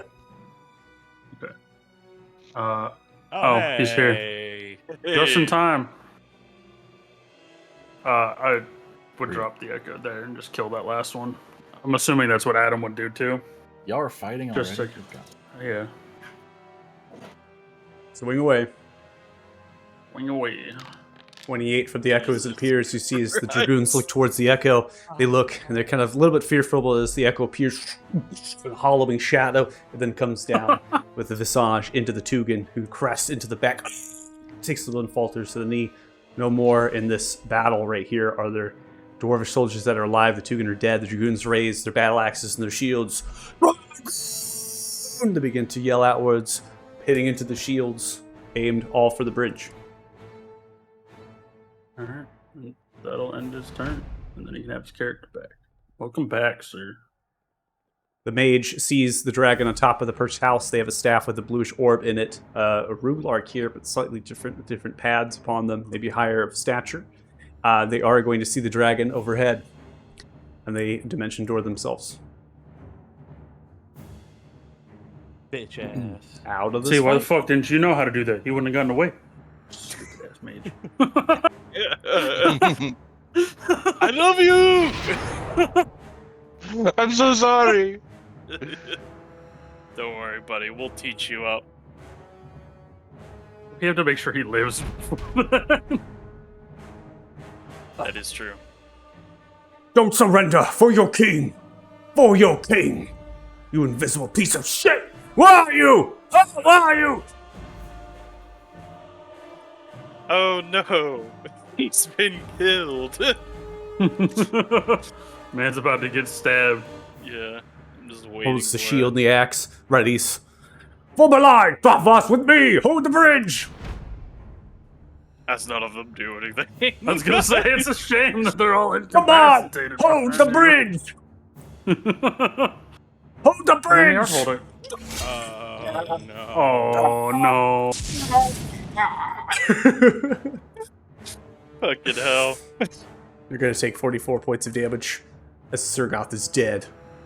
Before they can even react to the attack, grabs the Surgoth, pulls them forward into the clutch of their chest in a deep embrace as the blade is directly through their chest, looking to the Throphos, and the one Throphos and the one ram that is alive, smiling. I love how me and Thanos were like, no mouths. No mouse. That is the end of combat. Yeah. Hey. Where's that silver dragon? Good job, guys. Let me. in They that begin to turn and run. The little brother You gonna kill him? Oh, yeah, he's targeting him. Oh. Oh my god! Oh my god! Tegan became fucking bloodthirsty. Holy fuck. I feel like it's too far away for anyone else to see, so he just fucking sees the guy running. Just goes. He's over here now. He Not has like a today. monocle that like turns into like multiple glasses, so he can snipe people from 300 feet away. You see as they begin to run, falling down the slope of this, where the cannon is perched. One blast, 6 points of damage, lands into the shoulder. Not enough. They are gone. R.I.P. Behind you, Tegan. you son of a bitch. And I'm the one that had to have a talking to about killing people. I'll drop Listen, concentration. I'm gonna go over to This Tegan and is be the like, "What thing. are you doing?" This is the thing. It's not out of character. Tegan has a long storied history with siege weaponry, okay? Anything that shoots projectiles, Tegan's not a fan of. Honestly, accurate. I get it. Yeah. Yeah, I get it mean, the now. ballista through the leg might have, traumatized him a little bit. The Yeah. javelins from the dwarves. Like it's- Getting shot out of the sky. Yeah. cannons, Yeah. Oh, the yes. cannon. Yeah, that's fair. Where's He's that got some silver shit to work dragon? through. I'm still mourning Tartugan. I am actually going to reach out to the silver dragon and see if I can communicate. Okay. While that's happening, they're beginning to get the dwarves gathered here, over in the kind of lower left edge. The road that you'd be taking is this road over here. This road is going to reach left and kind of go around the market area. There's another road that is back behind the Smith Forge there that you could take as well, which will lead to the same place, which is the Northern Gatehouse. That Northern Gatehouse is essentially where you want to go to get to the second drawbridge. That's going to take you to the Granite Keep. You're on the Stone Spire right now, Adam. You fought into the marketplace, as described as this place to you all. The place is fertile. It's growing. In the Stone Spire, it's because the moat is actually really warm. It's like steaming. So there is heat generated, and that heat kind of flourishes up here to the Stone Spire, which is going to give a lot of life, a lot of grass. There's also some streams, most likely a spring that's here that billows through. Watermill churns for a blacksmith for this market. There's people that live on the Stone Spire. Many of them are dwarvish dwellings perched inside of the cliff faces in this rough rock that follows through, covered in the fauna that grow and flourish here. Now, as far as the Granite Keep is again across from the second drawbridge, and the Granite Keep is going to have a courtyard kind of similar to this, and it is very small. The Granite Keep is not very large, so it only has a singular floor, 2 floors. Second floor is going to be like banquet halls and stuff, only like 2 chambers up there. The first floor is going to have a series of rooms for common quarters and living and stuff for people to come in. And then the subterranean is where the real action happens because it's a dwarvish structure living in the ground. It is suggested that the throne chamber is where the king Gilvor Gilgal is at. Now, there's a lot of stuff that has happened here, particularly by Ukar and the plan that has happened. So what we're going to do is we're going to go to break here. So we're going to take a 10-minute break. I'm going to allow you all to kind of fill in Adam during that break time if you want to. If not, then I can fill them in when we kind of come back. So that way we're kind of hitting it a little bit without interrupting what is directly happening right now. So that way, Adam, you can kind of get up to speed because there's a lot of stuff that had transpired in the beginning of this session. So we're going to take a 10-minute break now. So we'll come back at about 1:02 p.m. PST. If you're watching the stream, thanks so much. Really appreciate it. And we'll be right back. So see you in a bit. Bye. Bye. Bye.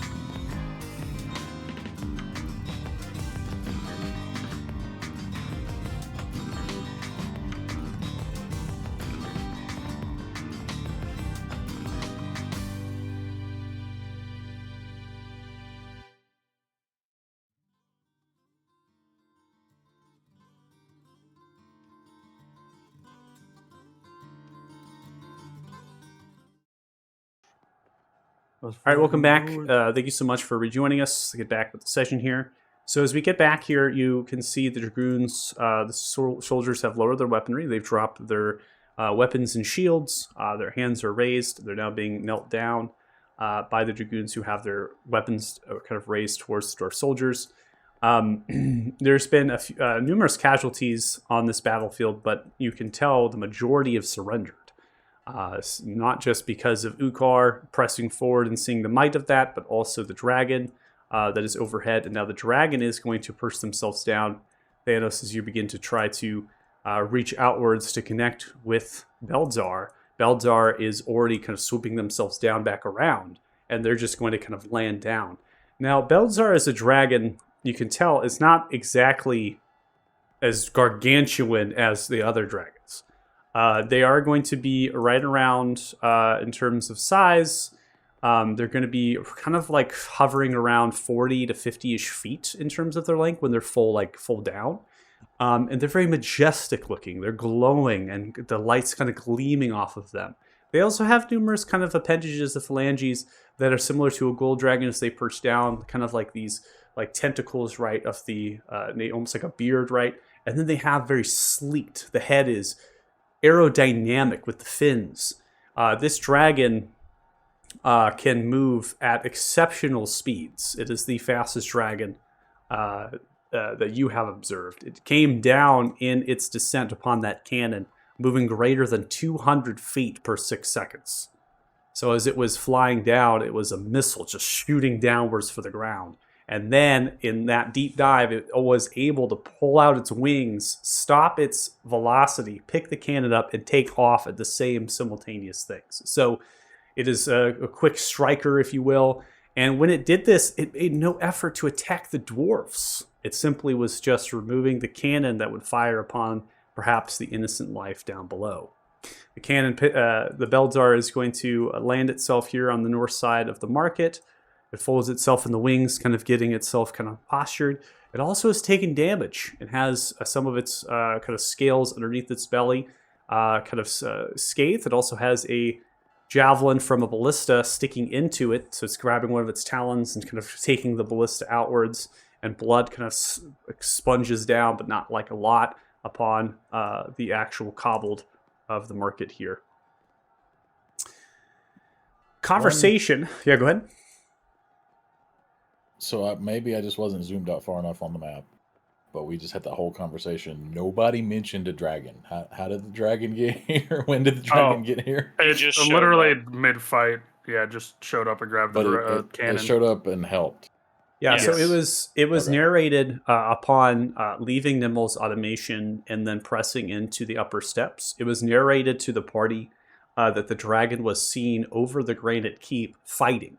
That there was it was in the air and ballistas were being fired at it, and then when it was low enough, cannons would be fired at it from the towers, and then it would dive down into the keep. So you could see it kind of coming up and then getting like hit, and as it's turning and spinning, dodging, and then it would dive down.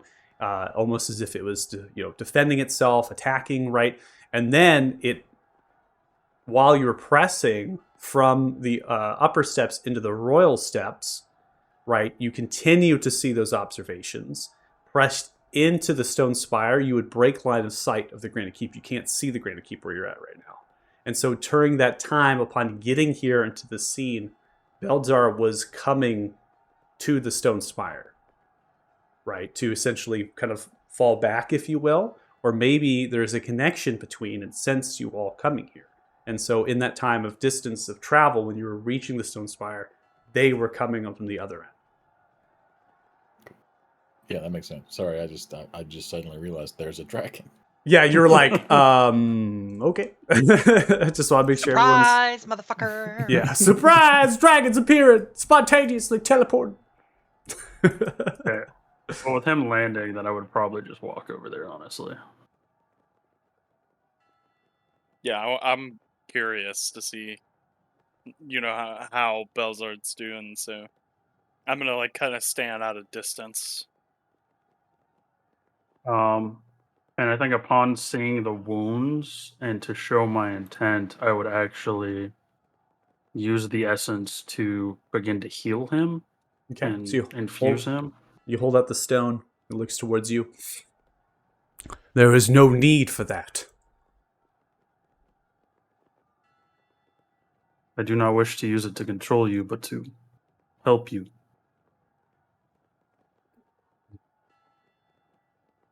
I think I've had enough of that influence. Be better off not. It is just a flesh wound, nothing more. It's minor. You see as they begin to glow in a vibrant light, almost blinding, as they begin to change shape over to their humanoid form. They're going to resemble that of an elf, slightly wooden, freckles upon the face, a very kind of elegant posture. They also have a couple braids coming down either side, and then kind of a low pony falters through with brown hazel hair. They have the same color of their eyes, which are these glowing blue, slightly white of the eyes. And then they have a very similar silverish, almost greenish attire. So they have like a vest over a blouse, and the chest is just open to reveal their kind of a little bit of hair there. And then the vest is that silver green, and that matches the trousers with these up knit socks and little shoes. And they have their hands in their pockets. They're simply just kind of walking over, pulling out the hands on either side. I feel that this appearance might be more presentable to you all. Kind of like the appearance of the dragon, but... Would you like to come with us to get revenge on the king? And then we're going to go speak to Horan, potentially save him from the same fate you were under. Revenge on the king? Why would we do that? Is he not the one that was controlling you? No.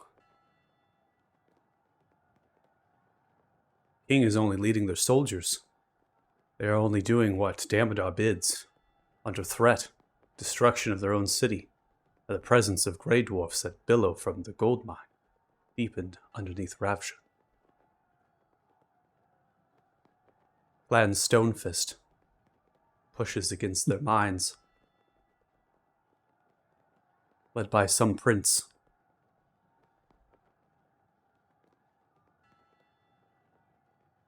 Jackass.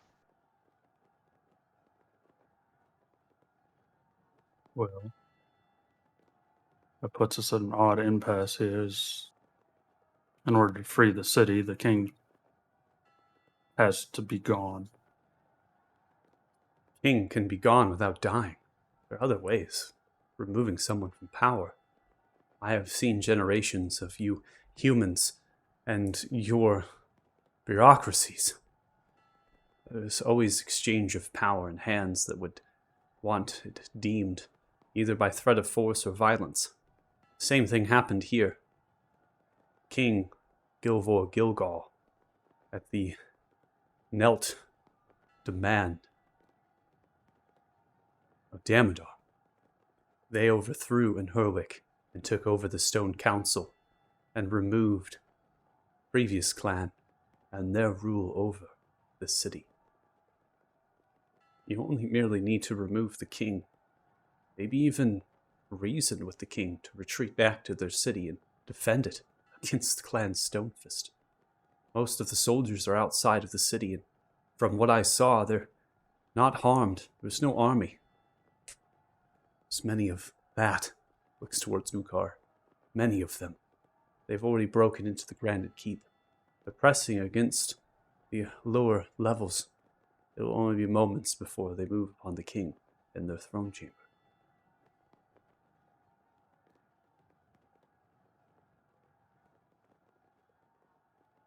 What I will tell you is this. From what I have done, in killing all of those innocent dwarfs, I had removed the kings of those clans. And now they are made refuge. Foreigners in the lowlands of this place. They have no one to lead them, no one to claim them. The same thing will happen to Ravsha. King Gilvor Gilgal dies. I can assure you, Clan Stonefist will not stop. Bitter rivalry between them won't end. Without the king, without guidance, Clan Stonefist will take over Ravsha.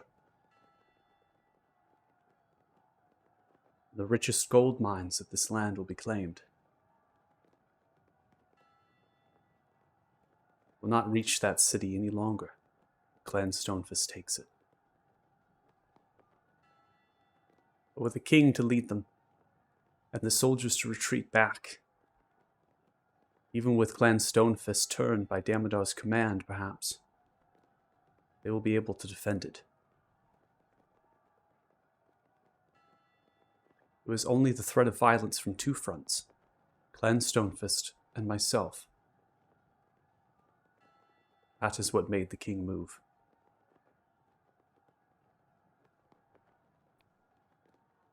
How did he get free of his influence? Do we know that? I presume finishing the stone. I only felt the bonds broken. It was some moons ago. At least they were diminishing.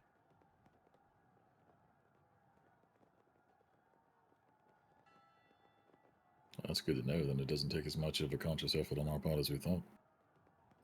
The only threat that I truly faced were that of the Tinkerers, the Blood Knights, and their golems. I am powerful, but I am not powerful enough to defeat all of them. The golems, they do not operate any longer. Some of them self-destructed, killing dwarven soldiers that were nearby, and some fortifications that they were defending. But the Blood Knights, they are still alive. Some of them are fighting.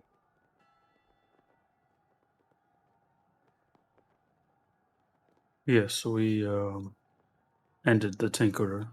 Kind of hope they don't go with him. It seems that they are still coordinated, but they are in some sort of mode of violence. They are attacking anything and everyone that is nearby them, be it a dwarf, dragoon, or one of them. Points That's towards horrible. Ukar. Well, this puts us in a precarious spot of, if the king is innocent, do we still let Ukar kill him? Well, Baltzar raises a good point. We simply need to remove the king. His death is not necessarily a requirement. The entire point of this entire campaign was to minimize casualties. If we can simply convince him to leave, Ukar still gets what he wants. And if he Ukar refuses, said he then wanted his head.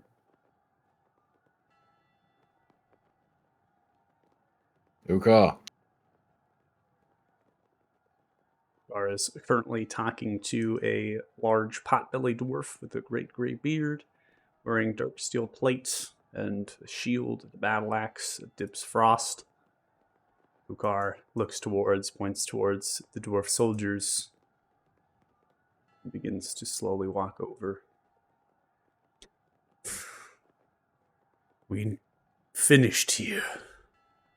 Let us move on. Yes, we are preparing to do so. Your intention is to become king of this city.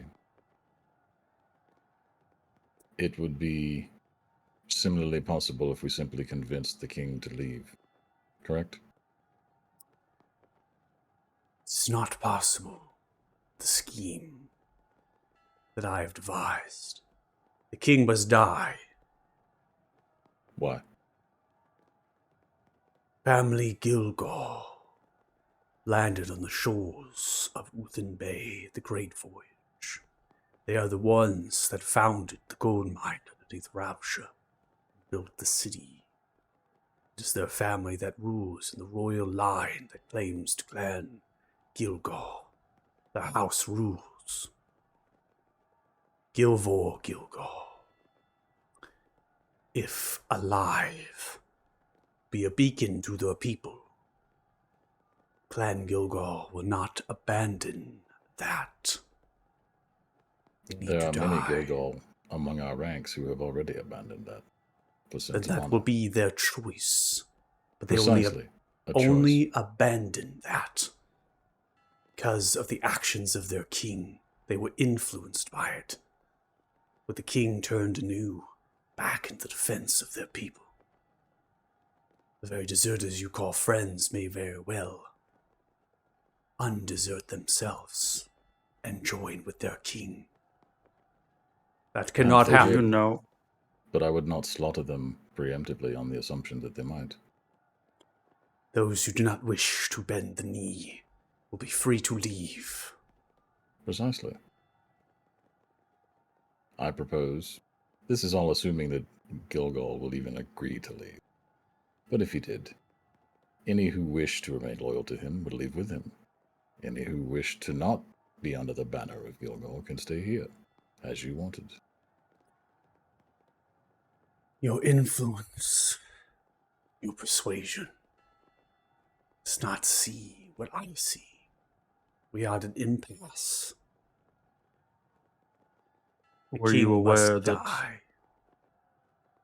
Ravsha is under attack from the Grey Dwarves? I am under some implications of the whereabouts. Many dealings of this world. Grey dwarfs have attacked dwarven cities. Thousands of years. Relentlessly.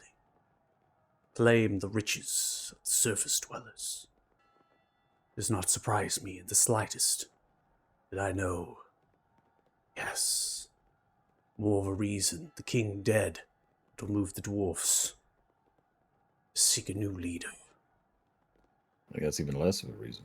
If you wish to rule a city, you're going to need allies. In neighboring areas, preferably. Would you prefer to have those neighboring forces be Gilgal or Stonefist?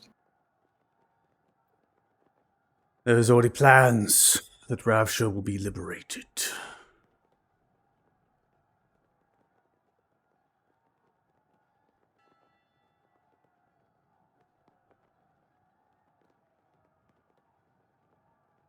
And how many dwarves will die in this plan?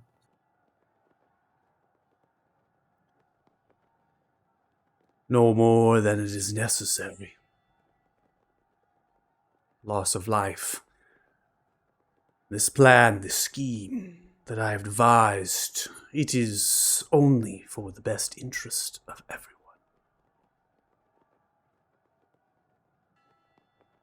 I have seen hundreds, thousands die in battles against orc and dwarf for no reason at all.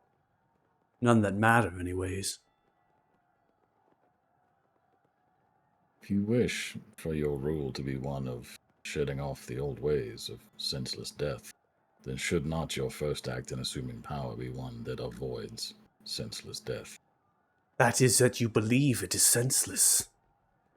That is your belief. It is not mine. It is not senseless. Disconcerted with your beliefs. Tracing of royal line, family, Gilfor, Gilgal. There has are many power. Gilgals. Do you It has intend to meaning. exterminate all of them? No, There will always be another who could claim right to the throne. I'm sure that there will be another that appears and contests. I Then killing understand this one is pointless. there will be rebellions, and there will be need to calm them down. I'm aware of all of this. I've seen it countless occasions arise in exchange of power. It's not what I'm after right now. Not after to generate rebellion. You see, there is already rebellion here. It has already happened. The city will liberate. Based on And what I've after- seen, it seems that it would happen with or without you. When the city liberates itself, they will rejoice and they will celebrate. They will drink. They will feast. What will be left in a city of liberation, without the abandonment of previous traditions and way of life. They will return back to this endless cycle. It needs to be broken. The wheel must be smashed and destroyed. I have already united the orcs. They will see this reason. They will break their bonds. They will change. This is what I seek. Change. The dwarves must do so as well. For if the dwarves do not abandon their clan, they do not abandon their traditions, servitude to the family line, then they will return. Dwarf will fight orc, and orc will fight dwarf. Unification of the land. This is what I seek. Stone Council. Since the king is dead, and I have the crown, I will be no figurehead, not the likes that you know of. Stone Council will rule the city, as it has been, servicing its laws, assorting a guard, ruling the first free city of any bond of Maine. No dwarven clan to be elected by Tauthar way of life. Rule. No. And Herbert will change to elect the council, and the council only to serve. And I go back to living as I have always done. Seeing the world for what it truly is.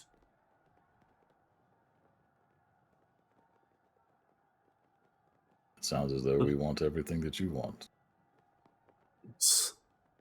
That is true, but we are at an impasse. For I see in your eye, you wish for the king's life to be spared. That is not negotiable. There is no negotiation. You misunderstood this as a negotiation. It is entirely possible that it is a moot conversation. If he refuses to surrender, it won't matter. But I believe he should be given the option.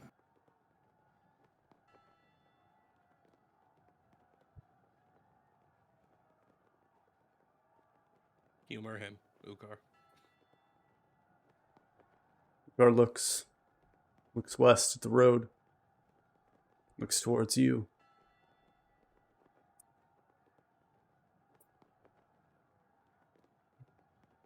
Reads intently.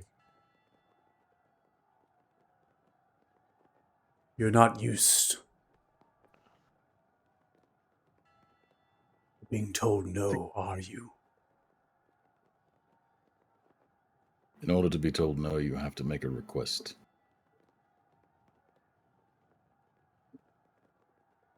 Ukar, I'm not one to interfere with decisions being made for the bigger picture.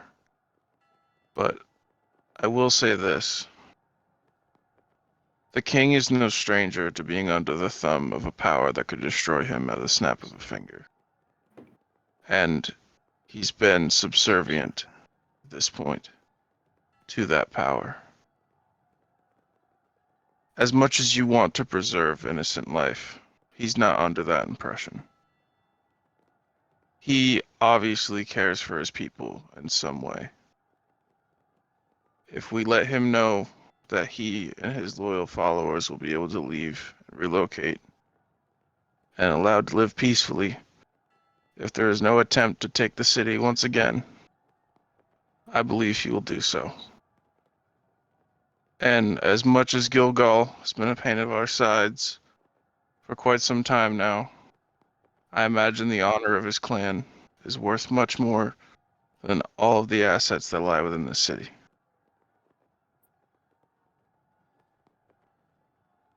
If he agrees to leave, he will be no threat to you. I can almost guarantee. So as narrated to you all, was that Uma and Umi were attacking the eastern wall of the royal steps. You see both dragons beginning to fly cresting down and landing, rushing into some of the bodies.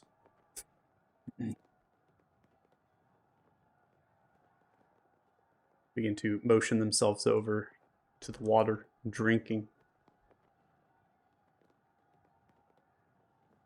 Ugar does not look towards them nor flinch when they land.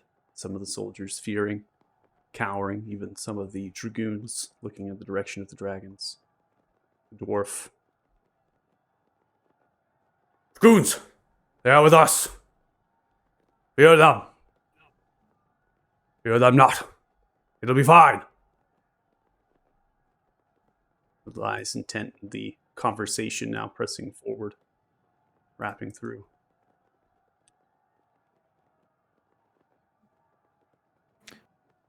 I would actually take Tegan's offer one step further. Not that it was an offer, I suppose. If we do convince the Gilgal to leave, and they again present themselves as a threat to the city, we will deal with them personally. They will become our responsibility.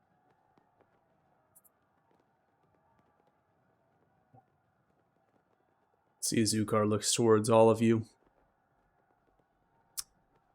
I have had many allies. I have lived a long life. As I have stated, this is not up for negotiation. King will die. Plan is in motion. The more time you take, the more my duplicates press forward. They have already reached the stone throne chamber.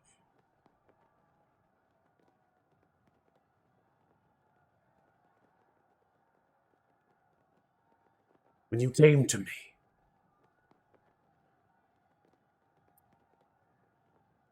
your plan, your ambition, your goals were to save this dragon. Points in the direction of Beltar. And you have saved them.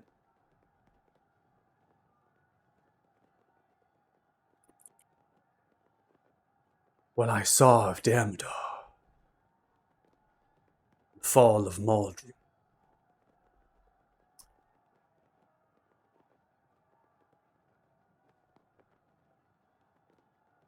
enemy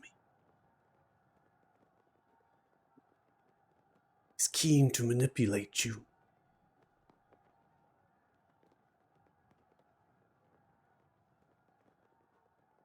I will not. I will tell you simply.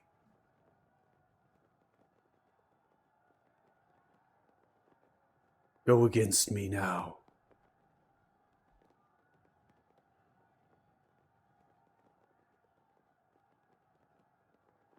I will not kill you.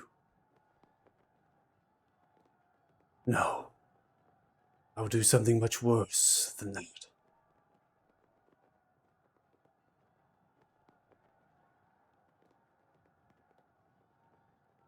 I will stop any chance you have of retribution, ambition, and goal. You will be lost. No purpose.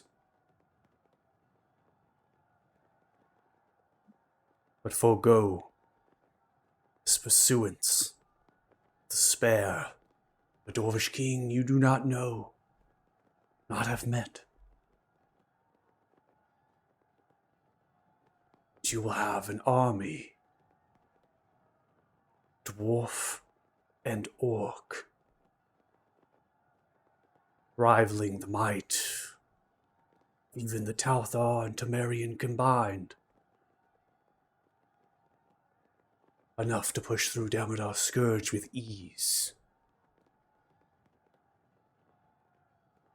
And that is not counting the simulacrum of Urpip.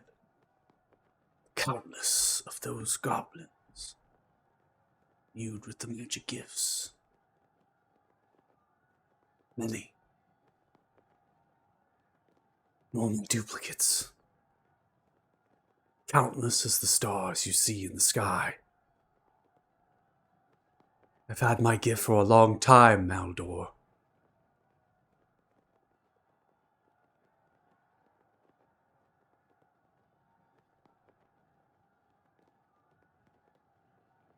Aldor will look around at everybody else. Like, he does raise an interesting point, actually. The entire reason we were here was for the dragon. Perhaps we should let him decide what happens next. Because whatever the dragon chooses, the dragon is now with us. Beldzar? One life for the life of many? Or are we going to save this king? Beldar is quiet. You see as the eyes are sunken. I've seen so much death. I know that if the king dies, I know what will happen to their people in Ravsha. Dwarves will not come to aid them. Clan Stonefist will not stop.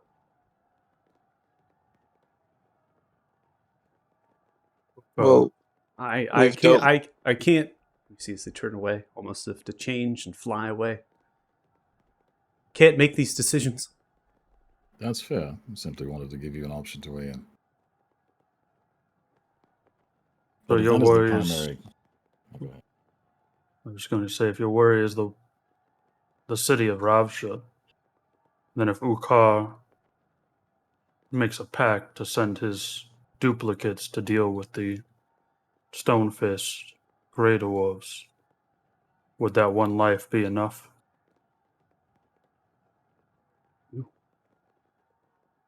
Yeah, I have been to Ravsha. I have seen the city. There is no defenses there. All of the soldiers have left. The king has commanded them all to be here, around the city, and push forward, lay siege to the north, to Othema, the last stronghold that holds the north side of this continent. There was an exchange taking place. The walls of Othema destroyed. Black Hand would finally have the Sun Tree. Sacrifice Damodar was willing to make.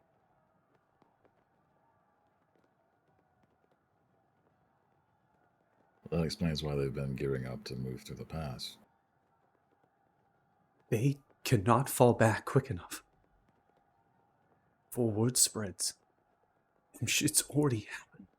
Messengers have already left for Ravsha. They will reach the city telling the city of Well, then Stone is attacked. What if we go defend the city of Ravsha until Ukar's men get there? You're fast enough to get us there.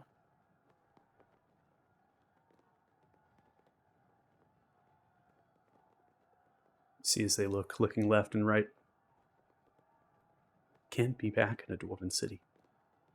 I won't go back. They are dramatically traumatized. I'm gonna Yeah, walk Tom. up to him and grab his shoulder and turn him towards me. Belza, I understand what it is like to have such a heavy burden of responsibility and duty, and to fail.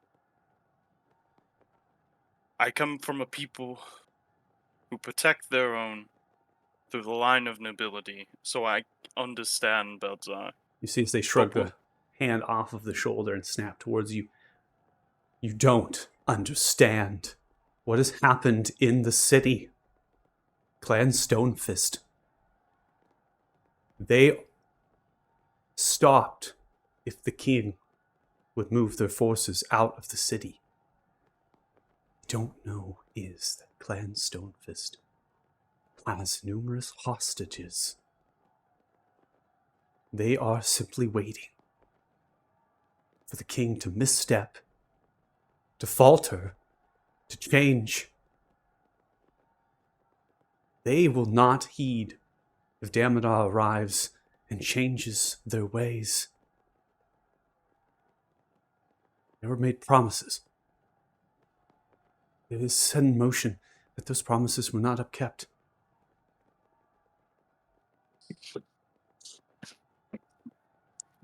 They will simply That part is remove like the they're threat. already in motion. See, as they look, exactly. At least if King is spared, then dwarfs, I have a fighting chance. Having a home. Even if Ravsha is no longer their home, the king can still lead them.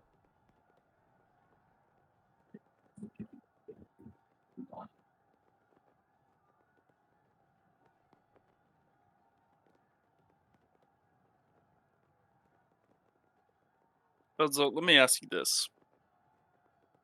What do you think is more important? Do you think saving this clan Stone Gilgal is more important than stopping Damodar? Or do you think Damodar is the primary concern? Damodar. They are the monster that lurks in the closet.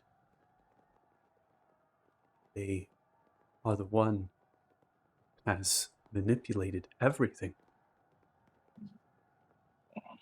I've watched my own father, Oren, turn against me. They are the ones who forced me to Felgum. Pressed me. Threw me to Erithun. Tore me apart.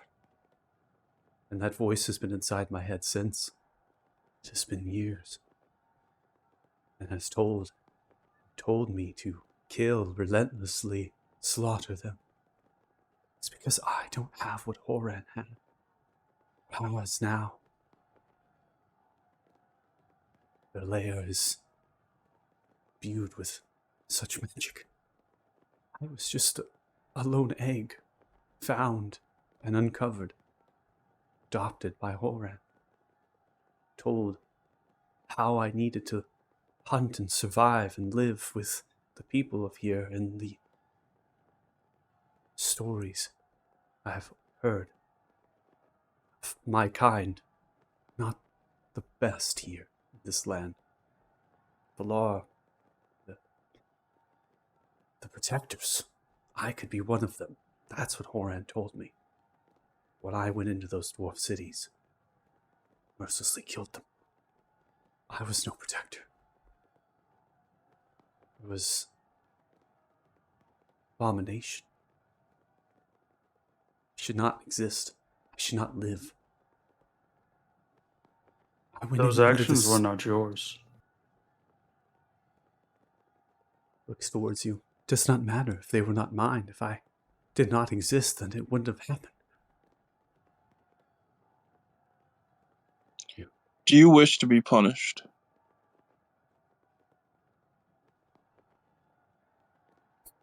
I wish for me to fly.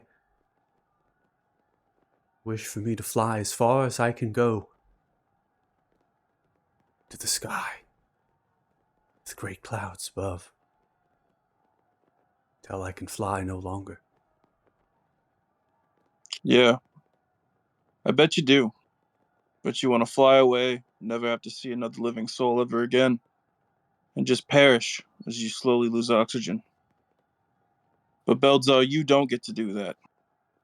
You don't. Just like we don't get to quit. Do you think I wanted to be chosen? Do you think I want to travel around the continent and play hero and save everyone? No. I want to sit on my ass and do nothing all day. But you have a responsibility now. Whether it was your actions or not, you are going to help. This is your penance for what you have done. I understand you didn't want to do it. I understand that you're hurting. I don't know what it's like to slaughter thousands of people. but you do. And you have to pay penance now. So put your big dragon pants on, because you're helping. We're going to go in there. Things are going to go down. You're not going to like it. And then you're going to fly us to that goddamn city, and we're going to save as many people as we can. Because those are the consequences of our actions, and we have to pay penance, and so do you.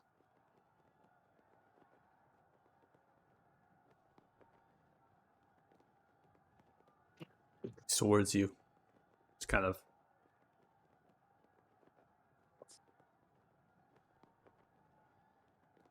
want to save the people in the city. Stares and looks in the direction of Ukar. Have to stop him. Marius will draw his sword.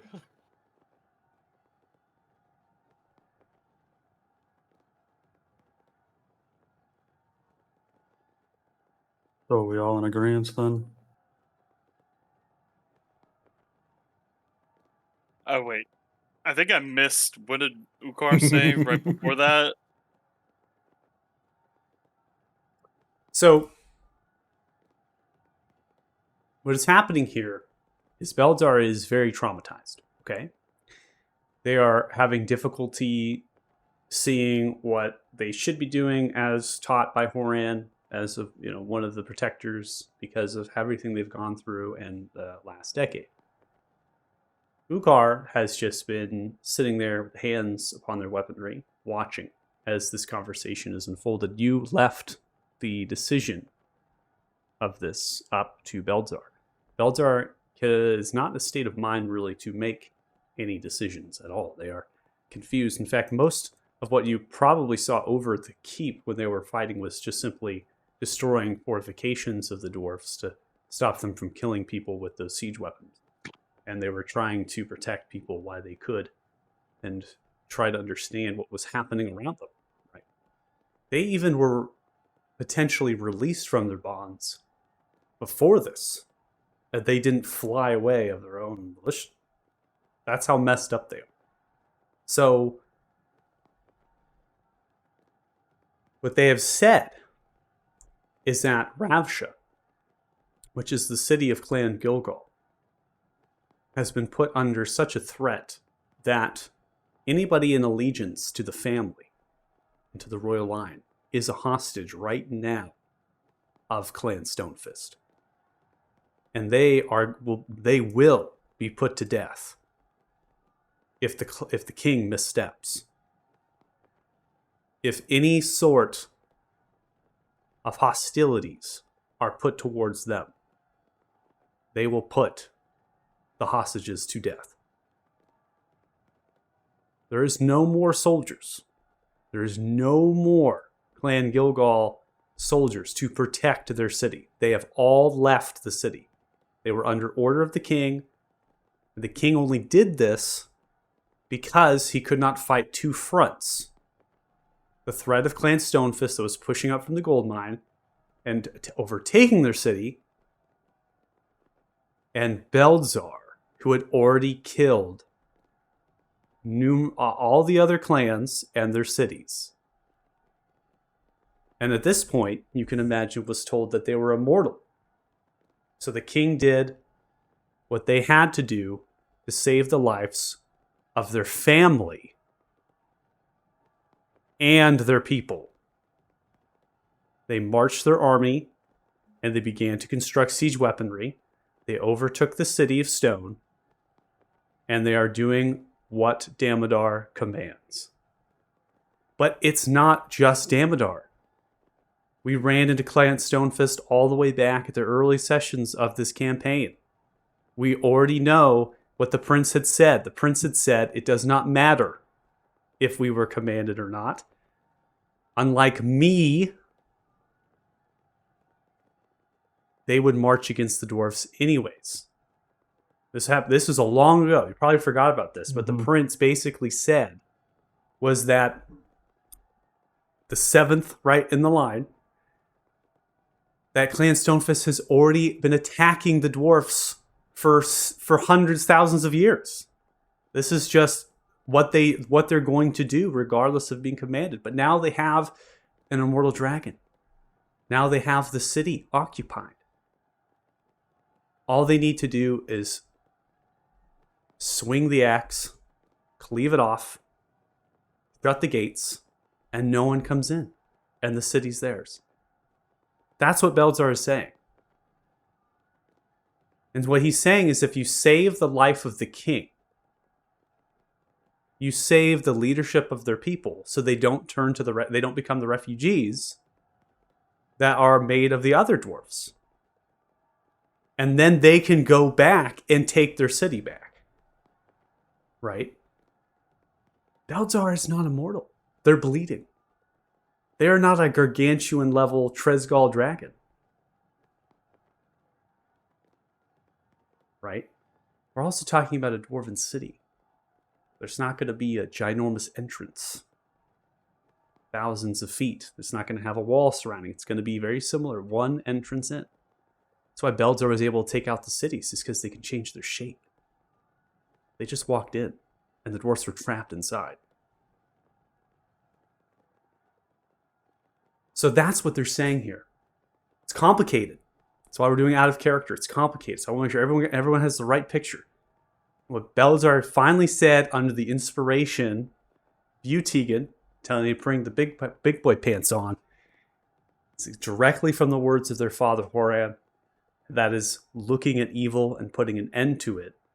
And they're looking at Ukar and says, if you really want this to end, if you want to save Clan Gilgal, you want to save dwarfs, you have to stop him.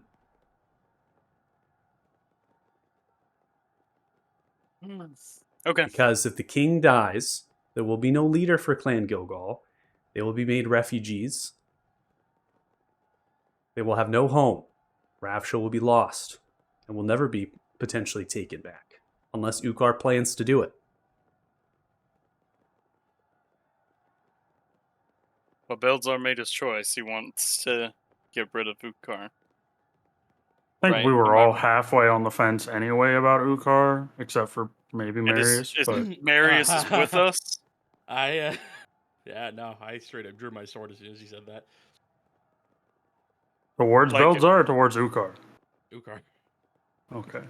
Marius' Okay. mission's accomplished. The Tinker is destroyed, man. As far as I he's actually- concerned, he'd walk out of the city and say, "C'est la vie." Look, I did it out of character or through Discord because I didn't want to interrupt the talking Yeah. between Adam and stuff. But I messaged because I was next to Varys. I messaged and I was like, Marius whispers to him that we're gonna have to kill Ukar. Like we're gonna have to. Like, But yeah, I thought we were gonna have to kill him in the sewer, but now if Belzar is set on killing him, I'm not risking the Marius made up relationship his with mind Belzar. when Belzar Yeah, came that's and okay started- with it me. started I'm just explaining. Yeah. I'm just clarifying whatever. Yeah. No, and I want to make sure everyone has the right picture before we attend. Appreciate it. This Yeah. is a pivotal moment. There's a lot of gray here, but Belzar is the striking A lot of light red. in the gray. Is basically saying, I have lived it, I have seen it, I know what's happening here. You know, this is like two evils going at each other at this point. But the king isn't really evil, right? So it's He's just being one evil. manipulated. It's just one evil person that's now moving against an innocent king, and that's what Belzar's point of view here is.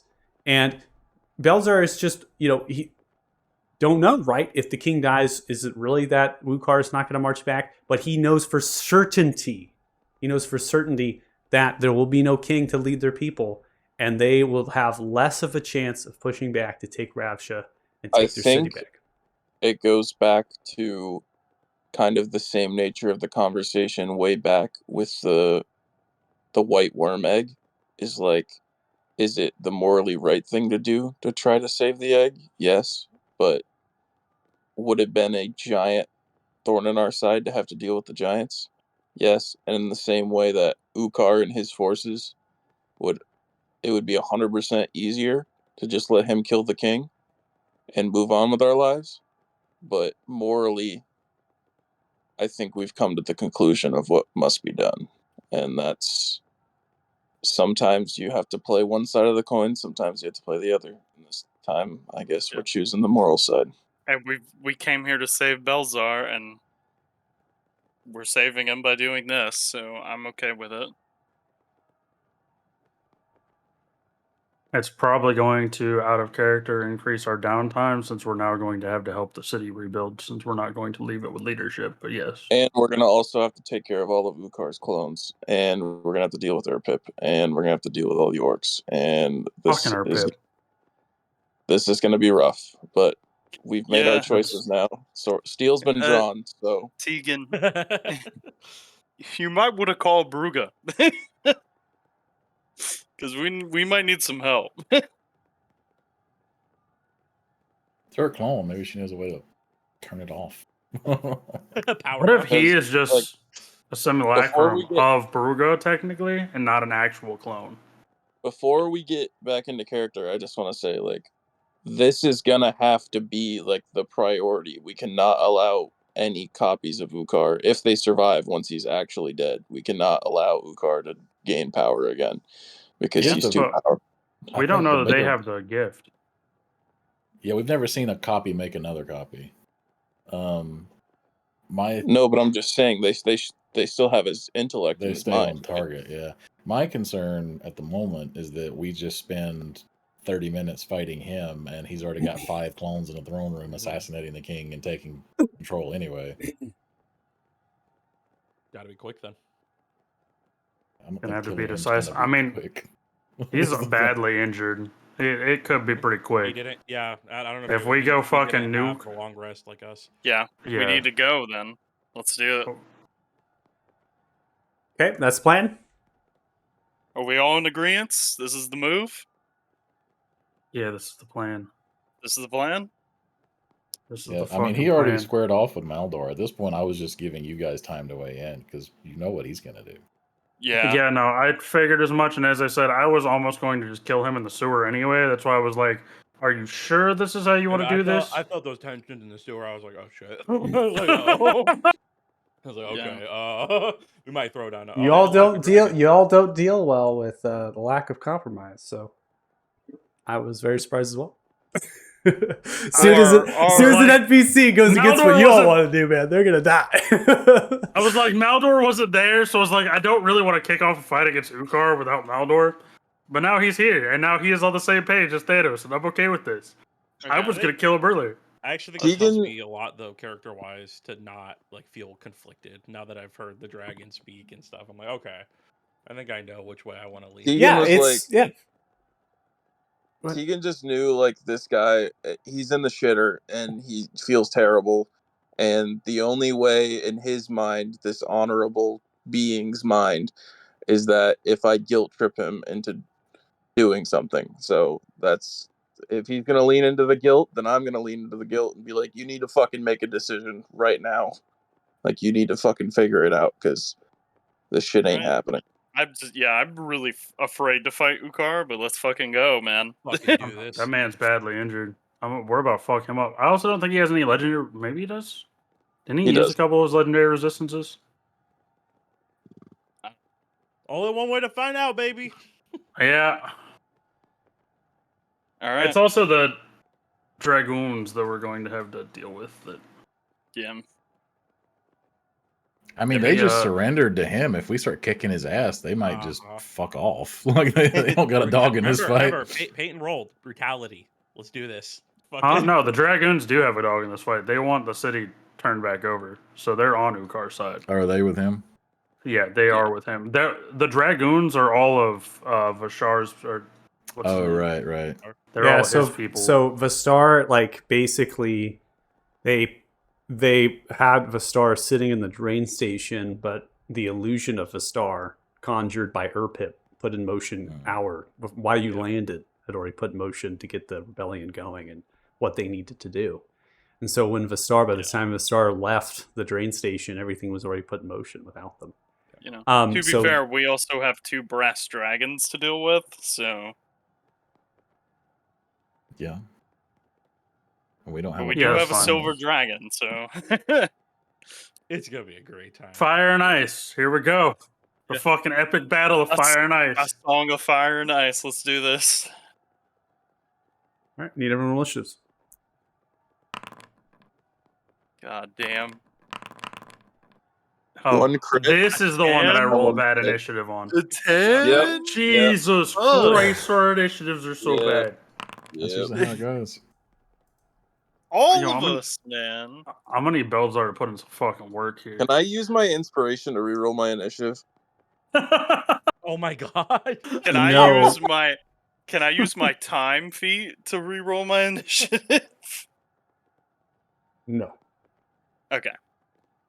So the inspiration is to succeed, right? There's no success you can be gained from this. Oh, in it's not terms a of- reroll, it's just a success? No, inspiration in this in my game is always just an automatic success. It's not a reroll. So I think what's important is that the distinction here is that you might lose out just a little bit. Maybe in this situation, it's a little bit of a loss, but to get that automatic success usually comes in super clutch in Oh, for comparison sure. just to get an advantage like a reroll. So, and then your time feature, this is all happening all at once. And because it's all happening all at once, we can't really make the distinction of when it actually begins versus when you're going to go back in time. Because that's Yeah, too. that's fine. That's like all of a sudden being like, I predict that we're fighting, but you already know that we're fighting, right? So like, Yeah, that's fair. Yeah, guys, I'm we're not- playing the I'm not dice upset. rolling game, and sometimes we just have to take what the dice give us. Yeah, I'm not Yeah. that upset, but I gotta try. And This Ukar rolls a motherfucker kills my Of mage. course, he's got a damn 20. Hey, but the wizard or mage rolled a 16, baby. That's what's up. Rip fucking Rio, he's Yeah. dead here. Oh, is that your baby mage That's that's his been baby following you Yeah, that's my around? baby Yeah. mage that doesn't even know fucking dimension door. Fucking. He's like, Piece fuck of it, shit. go after him. I don't care. No, I still need to learn Fireball and Counterspell from him. I still need him to live.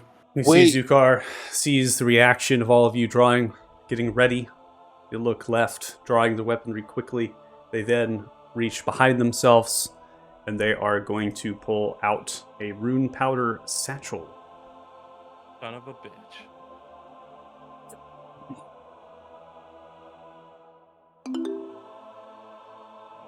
This motherfucker. God, I rolled like shit. I think you guys got the paladin there.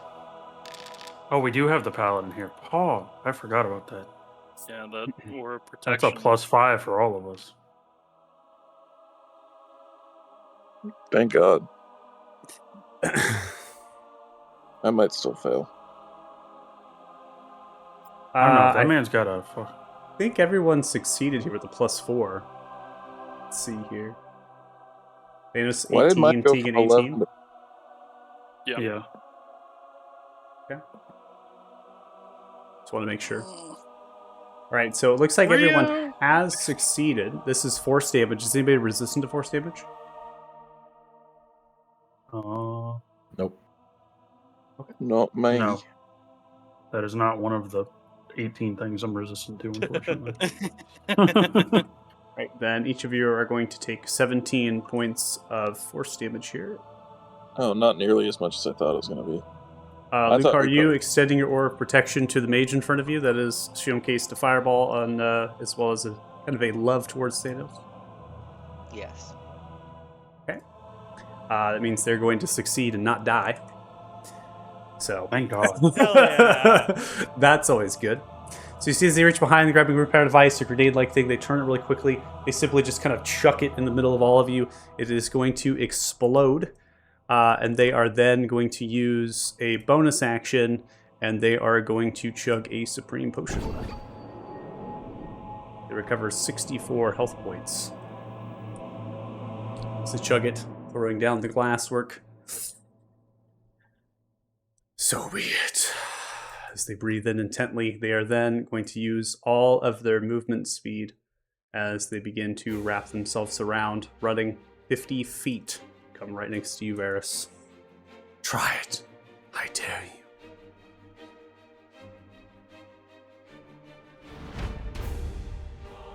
Oh, he's not hitting me. He threw a satchel and Yeah. used his bonus.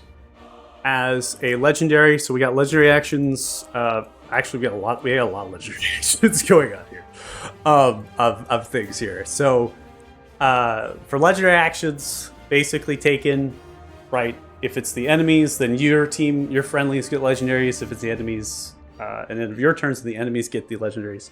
So Ukar cannot take a legendary here after the mage. But Beldar can take a legendary after Ukar's turn. Beldar is going to use their legendary here to come in for a tail strike on Ukar.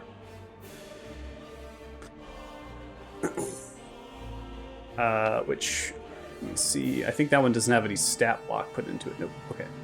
What's the other one? That one does. Okay. I'll swing that one. 30 is going to connect.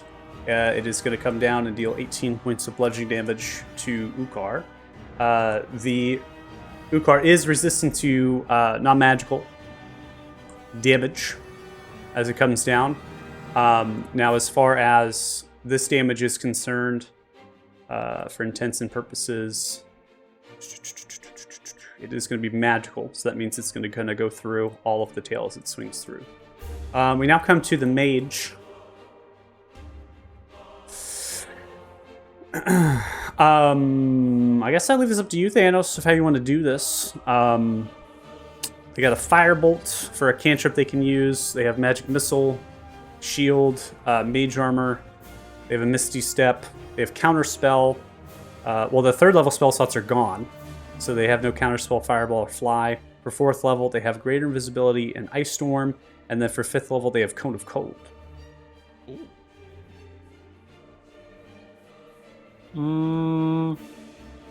Yeah, I would probably tell him to go invisible and preserve his own life. Yeah, that's what I was going to do, is basically turn invisible here and just start running away as fast as possible. Yeah, I need him to stay alive, so yeah, I would tell him to go preserve his own life. The invisible stuff is kind of broken right now because of the dynamic effect, so we're just going to have that there, and it should work, but it might go away. And they're simply going to use their action, and they're going to dive underneath here, the canopy, and kind of disappear out of line of sight in the visible conditions for those who are able to see invisibility. I don't think anybody can see visibility right now.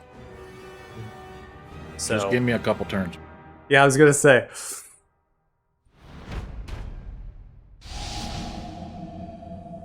Yeah, give me a turn. Can you choose multiple creatures for that, or is it just spell? No, it's a self-cast. Tough. Yeah, I would give Yeah, it to I can't multiple even people. twin spell it. I guess I'm gonna have to worry about the dragons then. All right. You see as Umi is going to take flight, getting about 30 feet into the air, and they are going to move at a distance roughly here. That's going to put them at max for their fly speed as they begin to press their wings over. And they begin to come closer to the fight.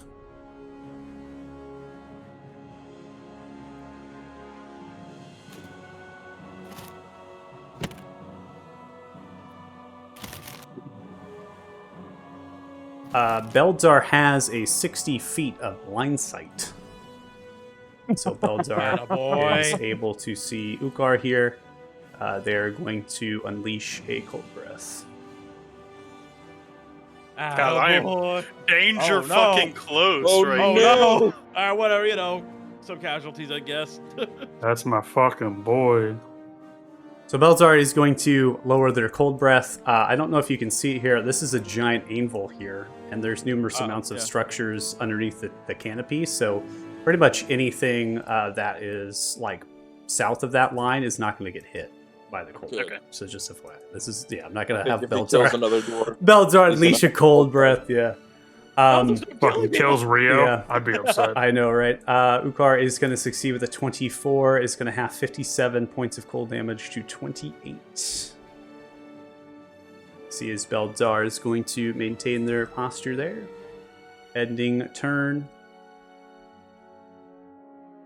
We are now going to come to your turn, Marius. Sounds good. Yeah, okay.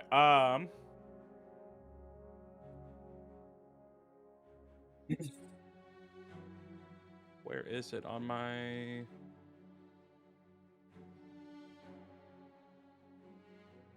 Oh, is it a feature? Oh, here we go. Okay. So I want to do. I think it's upper plane. Yeah, we're gonna do upper plane. That should give you radiant and necrotic damage immunity, Yes. and then you're immune to the charm condition. Can't be charmed, and then I can fly up to 40 feet. So I will go 30 feet up in the air. Do you want me to just do it, or you go? Yeah, you can do it. Okay, so we're gonna go 30 feet. Does that not work? Oh, I do have to enter. Yeah, you got to enter it. And then we'll use the remainder of my 10. So that way Thanos can. And then I will target that dragon. And use my action to Eldritch Blast. 18 hits, you do 8 points of force damage. I'm gonna bother pushing it. Can I push it if it's flying? I don't know how that. You can push if it's flying. Yeah, I'll push it 10 feet. Okay. Why not? Huh? Back up. Back up, and then we're gonna hit it again. Okay. Or at least try, I should say. 0.8 hits, you do 10 points of force damage. All right, we're gonna push it another 10 feet, and then we're gonna roll one more time. Oh yeah, and we're pushing it another 10 feet. Jesus. Let's go. Get Stop out! pushing it away. That's gonna end my turn. All right, Thanos. I'm just gonna look at Beldzar and say that if you need the stone, let me know, and I'm going to actually go deal with this other dragon. So I'm gonna step forward, and we're gonna mental prison this bitch. Fucking don't fuck with Thanos, man. All right, that so- spell slot off. Umi is going to fail with a 10. It's going to take 91, not 91, I think here. No, They take 27. 27 points, and they'll take 64 if they move. Okay.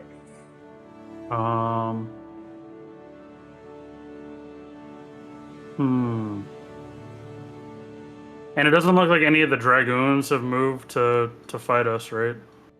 No, they're simply surrounding the dwarf here. It actually goes by the name of Drelgash. That you've probably overheard that conversation to Ukar here. They're extremely confused about what is happening right now. They're simply kind of holding fast. They're looking down. In fact, Drelgash is at the end of this round is going to give the order to release the dwarfs and take cover. So you can hear basically the dragon flied overhead, and I was getting pushed back. Repelling blasts, magic chains are kind of sending outwards in psychic energy. Beldur's roaring, is crashing down the tail. Grenade went off, so that's a large explosion, right? And so, Drelgash right now is, "Dragoons, take cover, release them! Go!" Is pointing for the road basically west into the direction of up the hill. So the road kind of goes up to the north gate, right? Kind of comes wrapping around to the north gate, and it's going to get out of the scene, right? So either southwest, east, right? Some direction basically take cover. Okay. Then I'm going to do something very stupid here. I'm going to teleport over here, and I want to try to charm this guy. The Throbos. Yeah, because I mean, he's the highest ranking one, right? I would know that out of kind of what I've dealt with the dwarves before. Sure. Yeah. No, it makes sense. Okay. So trans step here, they're going to be making a wisdom save. What's the DC again? 19. Natural 1. Natural 20. Is your No, one. dumbass gonna try Oh, to natural 1. Natural 1, yeah. charm the king when we see him?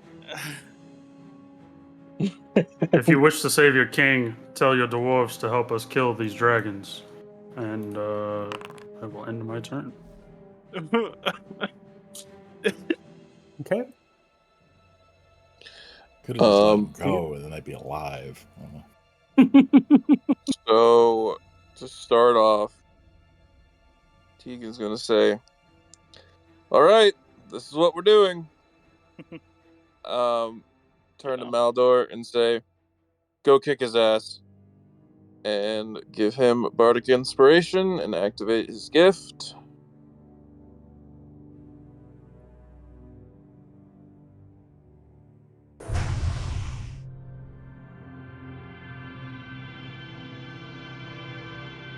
And then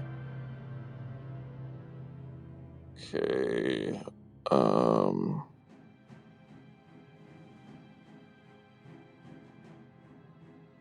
does that get me within 90 feet of the other dragon? I'm assuming yes. Bongo Black. No. Yes. Yeah, Yeah, you're you 60, I think.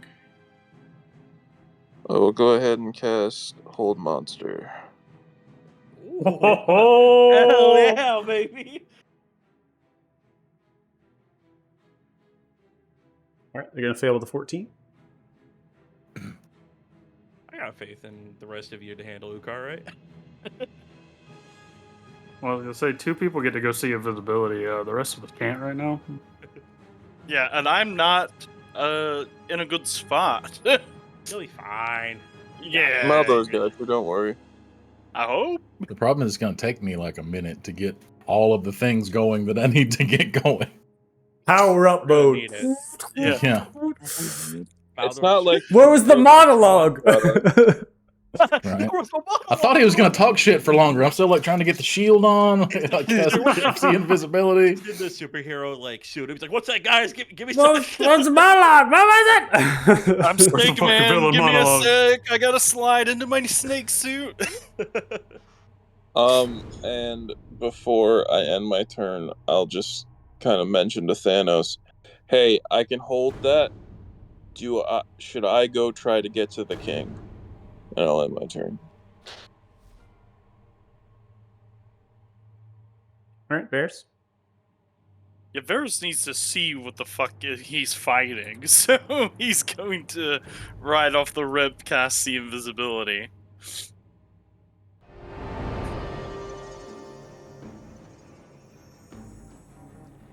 And say, "Oh, good. Run away." Run away! I did his turn. All right, Lucar. To run away, live to fight another day. Okay. Yeah, I mean, I have a plan.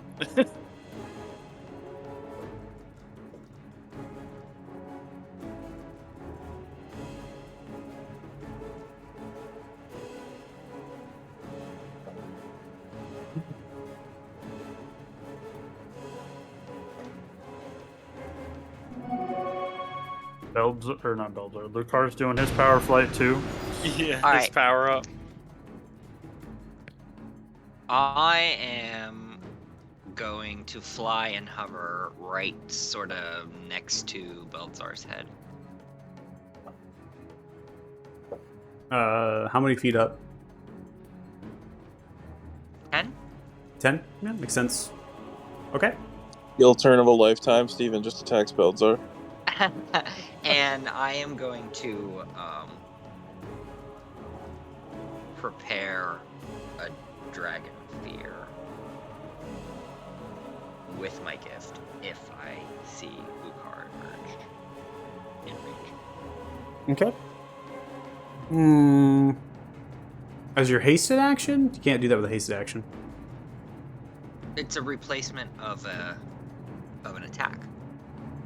That's how my dragon fear works. Yeah, but I believe you have to still take the attack action.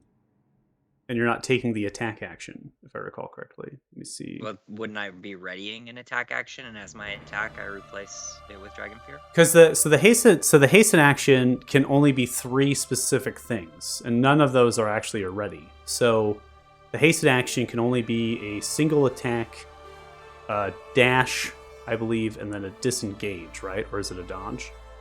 Let's see. And I think I use just assume object. it's a single attack, and I replace my attack. Yeah, so it says that action can be used only to take the attack, one weapon attack only, dash, disengage, hide, or use an object action. And so none of those are ready. And then first thing there, and then the second thing is your dragon fear. Let's see. Yeah, haste cannot be used to take the ready action. Seems to be the official. Dragon breath. Oh, I mean, if that's the case, if I just can't do a ready action with my hasted action, then I just won't do anything. Yeah, and so that's the first problem. The second problem is your breath weapon says when you take the attack action on your turn, you can replace one of your attacks with an exhalation of magical energy. And then your dragon fear is that you can replace your breath weapon with the frighten.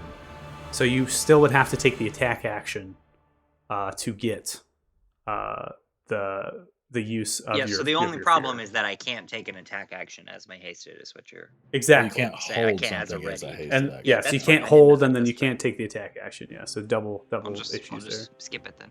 Okay.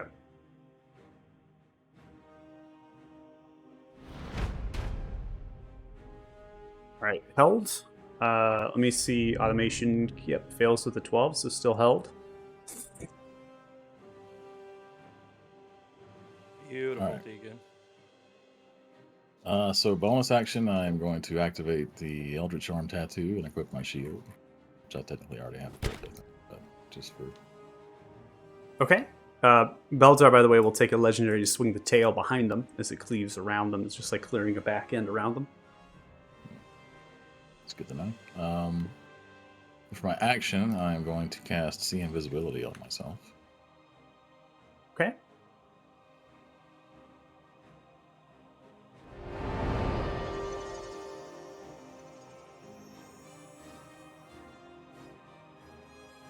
And then I will move over here.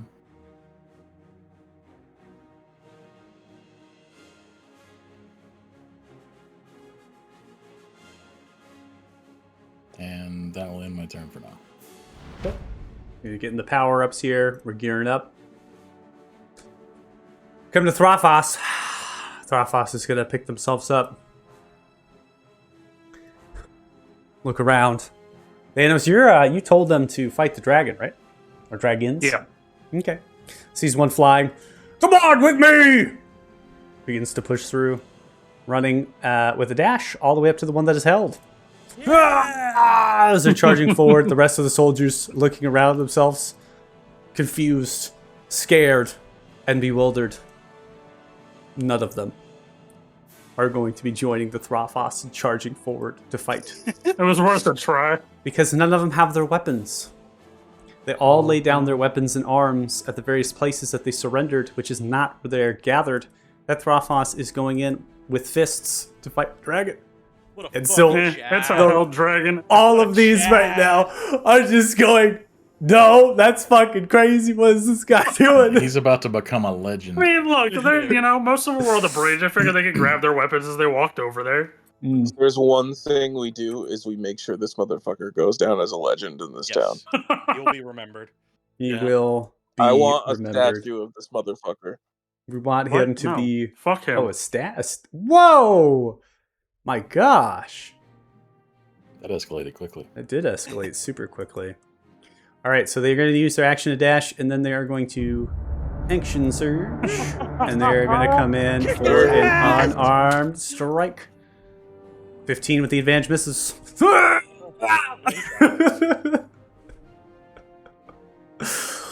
Ah. I respect it. Hmm. And then they'll use the bonus action to second wind themselves. Yeah! You know, They don't best even laid have action. extra attack. Huh? No. This guy wasn't as big of a deal as you thought he was. No. I also figured he'd grab one of like the 18 weapons that were dropped on the bridge, but you know. That's not what you He's gonna told. That's inspire not what you told them to do. Yeah, I mean, I figured he was smarter than that. He's just charmed. He's not an idiot. He rides I mean, a he is an fucking ram idiot, in the but- battle. He's an idiot. He rides a ramp. Yeah. He's an idiot. No. I honestly ashamed probably one he of the- probably would have grabbed a weapon. But he probably would have grabbed a weapon. But I think it's funny enough that he's grabbing his fist. Just Yeah, saying. it's pretty funny. No, I'm totally with it. All right, Not gonna Linnea is turn the up tide. at the end of the turn order here. Alright, she will go up 30 feet. And then go 30 feet this way, probably. 20 feet, somewhere over here. And then she is going to drop a Guardian of Faith so that we have a place to fall back to. That's confusing. It opened up the companion manager. I was like, what? Yeah, We'll put it there. pops it down for you. Let me see if I can do artwork here. I don't think I have any Guardian of Faith artwork at all. Let me see.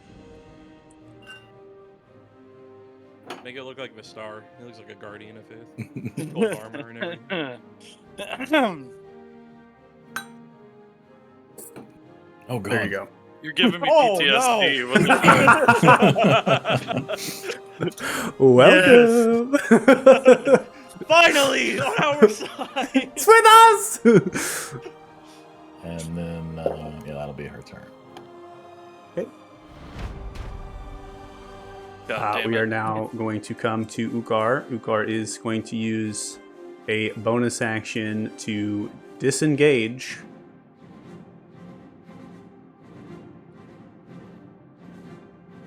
I'm going to apply a custom condition to Ukar to flag them not to have advantage. Yep, so he's hitting me, right? Mm-hmm. Alright, we'll go ahead and shield.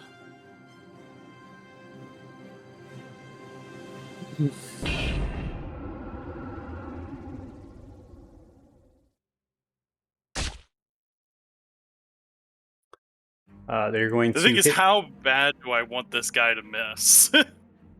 Pretty bad, right? He doesn't have sneak Oh. attack. He can't sneak attack you if he doesn't have advantage. Okay. Or an ally. Yeah. So. Alright, I'll let it go then. And even if he is a swashbuckler, you have an ally within 5 feet, so he doesn't get it done either. Well, he doesn't.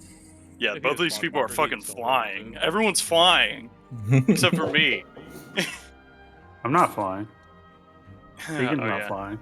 You're right, you're right.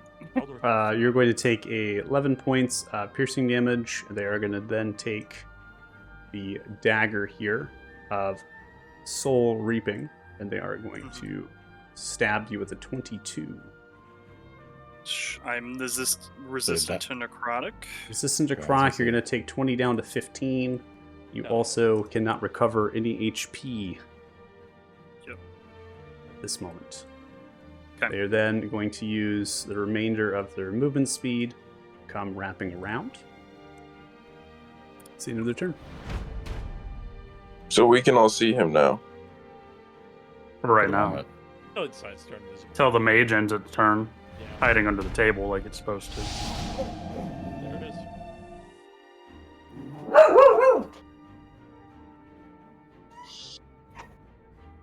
Yeah, I need to Motherfucker. get out of dodge.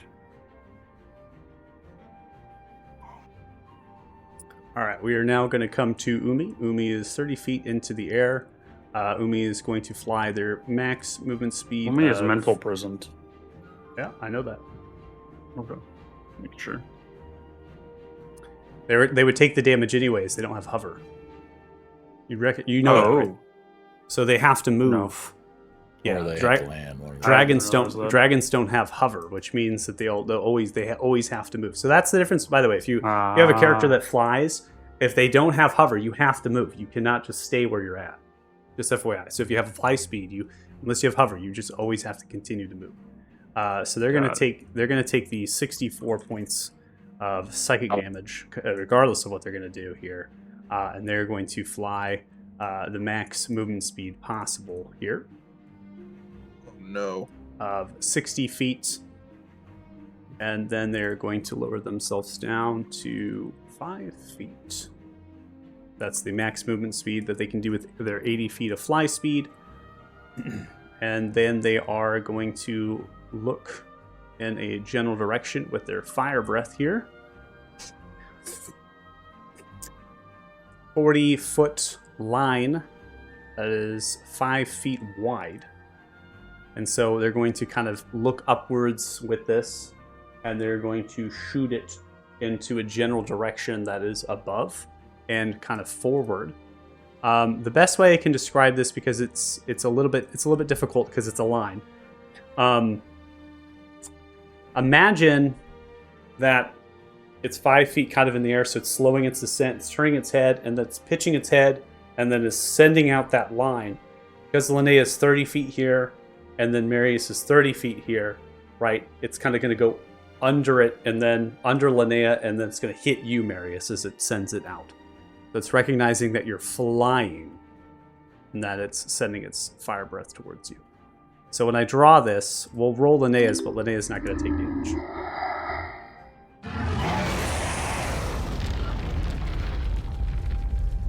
Fuck, go. Let's go! All right, so Marius, you have no resistance or immunity to fire, but you are going to succeed here. So you're going to take half of 42, taking 21 points of fire, and it's going to prompt you for a con save. Okay, succeeding with the con save.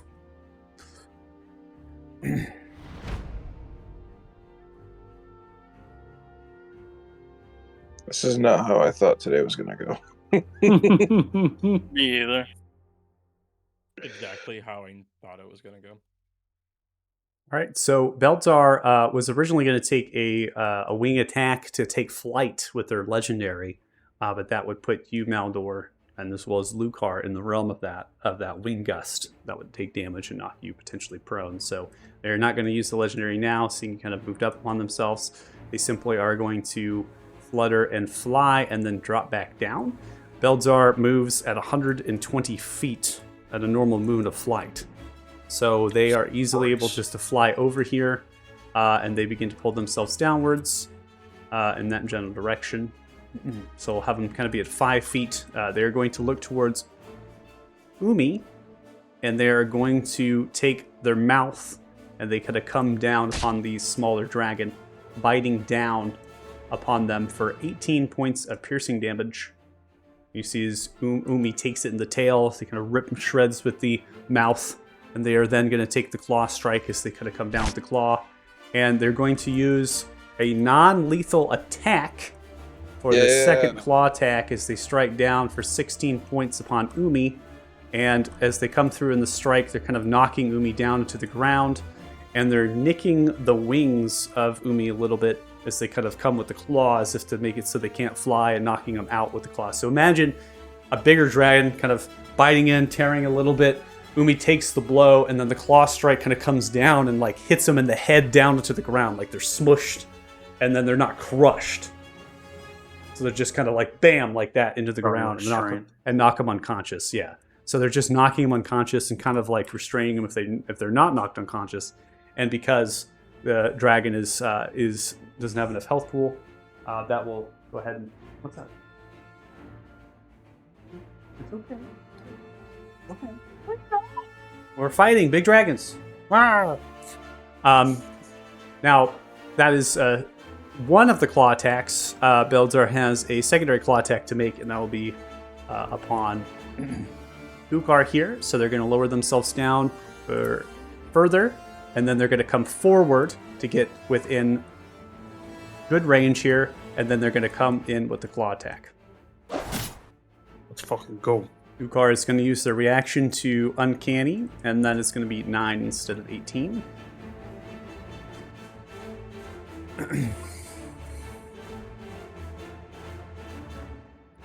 All right.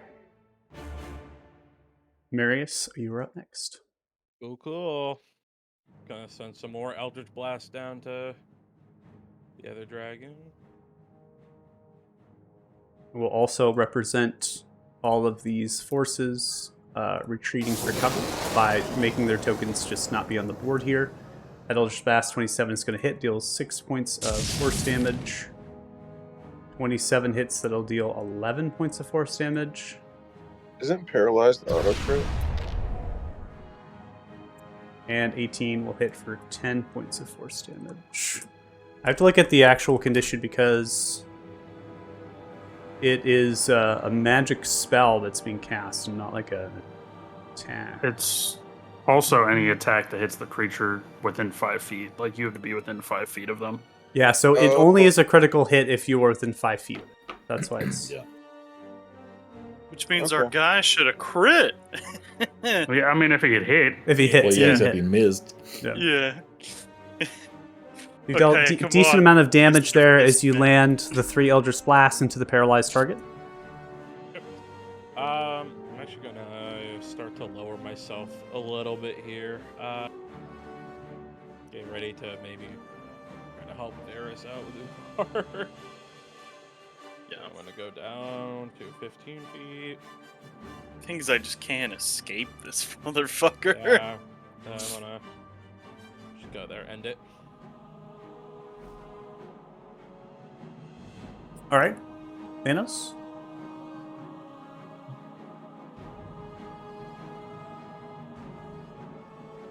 Fuck, there's two things I want to do. I don't know what to do. Just be answer Tegan's question. If only you had a way to do two things in one turn. Right. Don't tempt him. You just miss for 4 hours because he's got -6 fatigue or something. Yeah. No, we should not go for the king alone. Not with Ucar clones. We should deal with Ucar. And I am going to bonus action. Poison tip some arrows. Ammo. Big stinky boy. And then I'm just gonna ready an action to shoot Ucar whenever he appears again. Okay. So And one of those you can only fire once, but at least gives you an opportunity to fire. So and I will end my turn.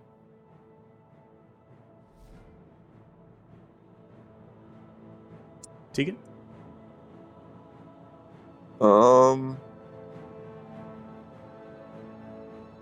don't think I'm gonna waste any more resources while it's paralyzed, so I think I'm just gonna blast him. Bongo blast. Bongo blast! 17 hits. You do 6.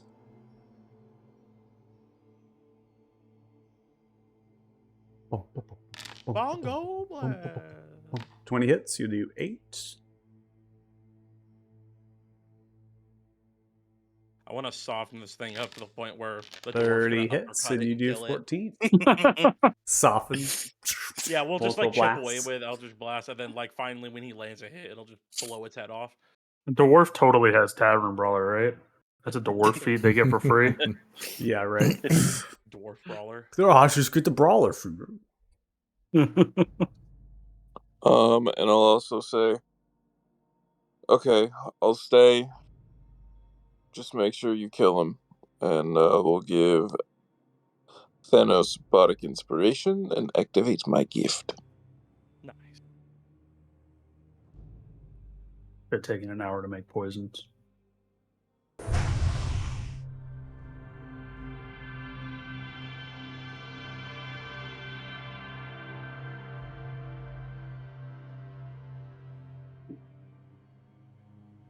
And that will be the end of Tegan's turn. If I can get back to the combat tracker.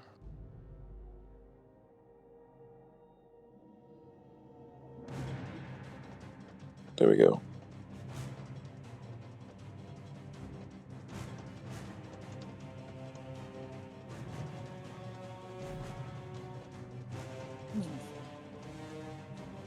All right, Varys. Alright, Varys is going to cast Bigby's Hand. All right. As you cast Bigby's hand, Ucar is going to be able to attack you. Okay, I will shield that. Ucar has 2 reactions they can take. They've used 1 reaction as an uncanny dodge. The second reaction will be used to use their Mage Slayer and attack you. We'll go ahead and apply the the seen invisibility condition to Ucar, Citizen Flag for the advantage. They're going to opt to strike in with the dagger for 32. I'm going to use the time feat to make him reroll it. So, would I target myself? Okay, never mind. Good shit, Varys. So natural 1 is going to be there. For Okay, the I'll reroll. take away one of my uses of it. If for some reason it didn't proc off of me clicking They're it. then going to activate their Stroke of Luck. Oh, fuck me. It's Having a a feed luck off. off. Damn it. That's fair. They're going to hit with that attack, taking the initial damage. You'll take 13. Okay. And that's with the halved. Yep, that's with resisted. Yep. Prompts you for Okay. con save.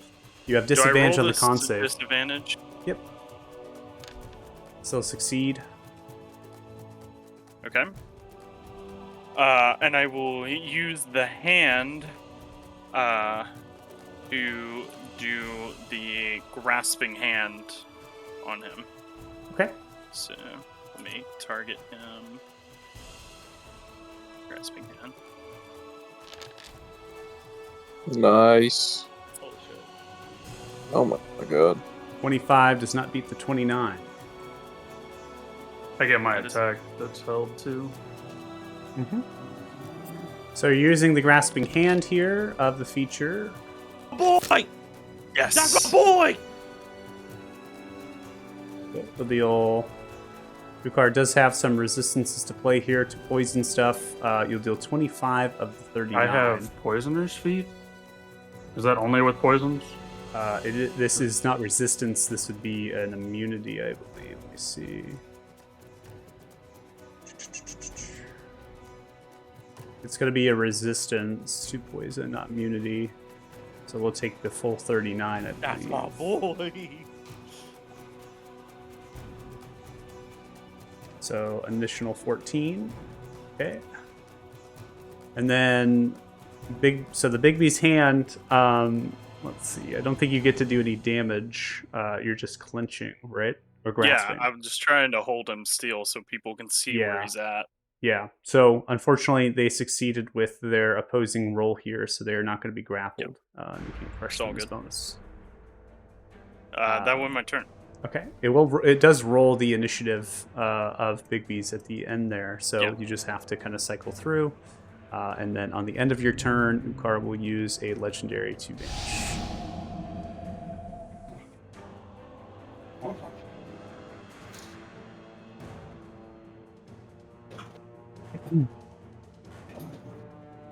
All right. We now come to Lukar. Lukar, it's your turn. Damn it. So his vanish is like hide, right? Like not actually an invisibility. It is invisibility. Like he is literally going invisible. You don't know if this is a magical item, if it's something maybe in his blood, if maybe something's trained, but he is literally going invisible. Like he's just disappearing out of sight. Unless you have see invisibility or sense invisibility, you can't see him. That doesn't mean you can't attack something that you think is there. You could fly over there and just attack the position, and then you could hit, right? Needs to be disadvantage. It just would be at a disadvantage. Yeah, which is why I was trying to grab him. Yeah, I am playing that game. I mean, the dragon hasn't taken attack of opportunity.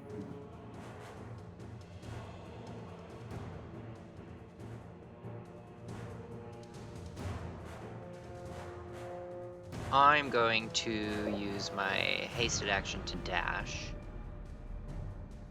Oh, he's just going for the dragon. He's just gonna go kill the other dragon. Makes sense. Yeah, I mean, that makes a lot of sense. Mm-hmm. As you fly by, don't kill it! He's 100% gonna kill it. I Good don't know save. how the height is calculated, so it might tell you can't attack it. But I think you're right on the money. You probably stay at 10 feet, I believe. It should let you get the roll through. If not, I'll raise the dragon up to 10 feet. Oh no, this is gonna be the bane. Yeah. So okay. So Yeah. so technically, from this standpoint, what if I choose to be non-lethal? Baneberry Thune cannot take non-lethal actions against a dragon. It's the first time that you've encountered that. So But if I'm using my regular greatsword, not intending to kill If you use your regular greatsword, you can strike with a pommel as non-lethal. Yeah, you can get a Yeah, non-lethal strike. but I can't. But my smite could not be non-lethal. That is correct. You always smite now with any weapon that you Yeah. have, so that radiant will still come through, even on the attack. So we can- so even if I'm non-lethal and the radiant hits, it'll die. Yeah, I think we can. I mean, I'll let you all rule that yourselves. I'll let you all rule that yourselves if you can, turn it off. I guess that's fine. Choose not to channel the power. Hey, of God. Choose not to smite. I'm I think not that's trying to fine. kill Choose Hey! not to Yeah. channel the Hey, power. boys, channel the power. I mean, that's fine. We can Okay. roll at that. So that's what I would do then. Okay. Just regular damage. Yeah, just going for a regular damage here.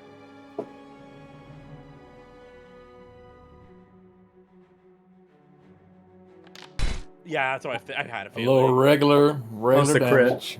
No, yeah, because of the fucking. Math time. Although it looks like I just did one radiant. Roll. No radiant in here. I removed the radiant yeah. on the weapon stat block. Okay. Because the feature of improved divine smite should be updated, but I never updated on you because you weren't here last week. So Okay. it's just not going to be on there for now, which is great because that's not what we want. Convenient. Yeah. It's convenient. Okay, so I'm good to just attack again. Good attack again. 40 points of non-lethal. It's critical. 17 hits. Crits because they're paralyzed. They take 45.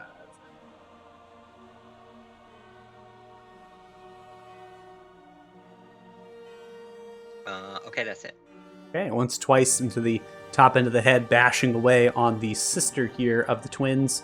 You can see them faltering, swaying from side to side. You can end your turn whatever you want.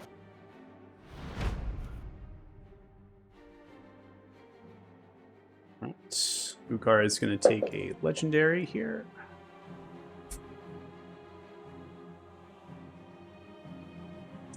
And use an improved disengage to move to additional 10 feet there. Then we're going to come to Uma. Uma will end the turn. They're held, failing with a 19. Then we have a legendary from the dragon. 32 hits in. That'll deal 15 points of bludgeoning damage to Ukar. Maldor, you're up. Alright, well, we're gonna come over here. We And do will- card. Okay, before you attack, one second while I put on the scene of visibility, which flags them so that way you strike normally. Okay. Bonus action, I will summon the Echo.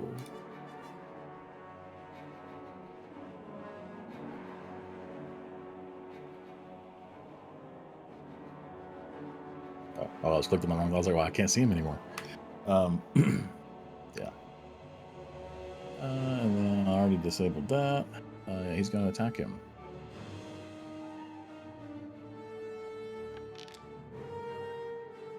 .23 is not going to land. Ukar dodges out of the way of the attack as you swing through. No flank bonus from the dragon. The dragon is an NPC monster in this regard, so they're not a humanoid, and That's fair. I'm not going to give, unfortunately, the flank advantage with that. How about a 31 will 31? hit. How about a 31? What a third one. How do you want to do it? Hey! Damn, that fucking sucked. He's actually going to cut into him with the great sword and just look in his eyes and go, everyone gets one last one. This was yours. And he's going to take his dagger away from him and stab him with it. Okay.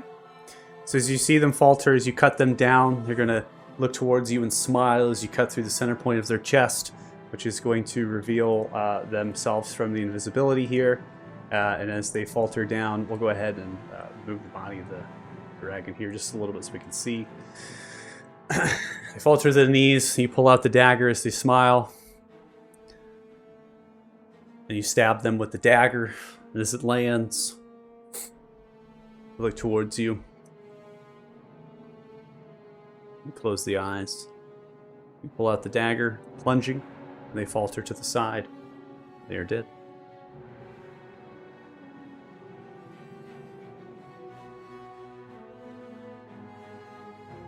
Okay. Let's see. The dragon's over there. He's fine. Just in case, I am going to action surge. See what I find.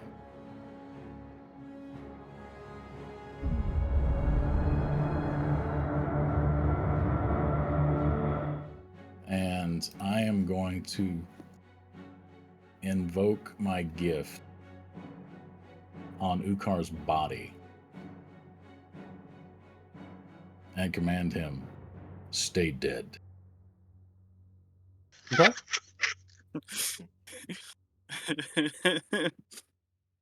That's the most metal fucking thing I've seen. And that will end his turn. All right, we now come to the Throphos. Oh my god. Kick his ass! Gotcha! All right. Now, at the end of their turn, is anybody attacking? Is anybody going to attack Uma, The one that's knocked out? the one that is knocked out? Or not the one that's Yeah. knocked out, the one that is paralyzed. Oh, Is anybody going to continue to attack no. them? No, I'm gonna go for the brass stone on Ukar. I would knock it out and hog tie it. Rodeo style. I like it. Okay, you're probably going to get to that in the next because they failed the order, so you're probably able to hit them. So we're just going to go ahead and end combat here and assume that you're going to do that. So give me 1 second while I set things up at the end of combat here.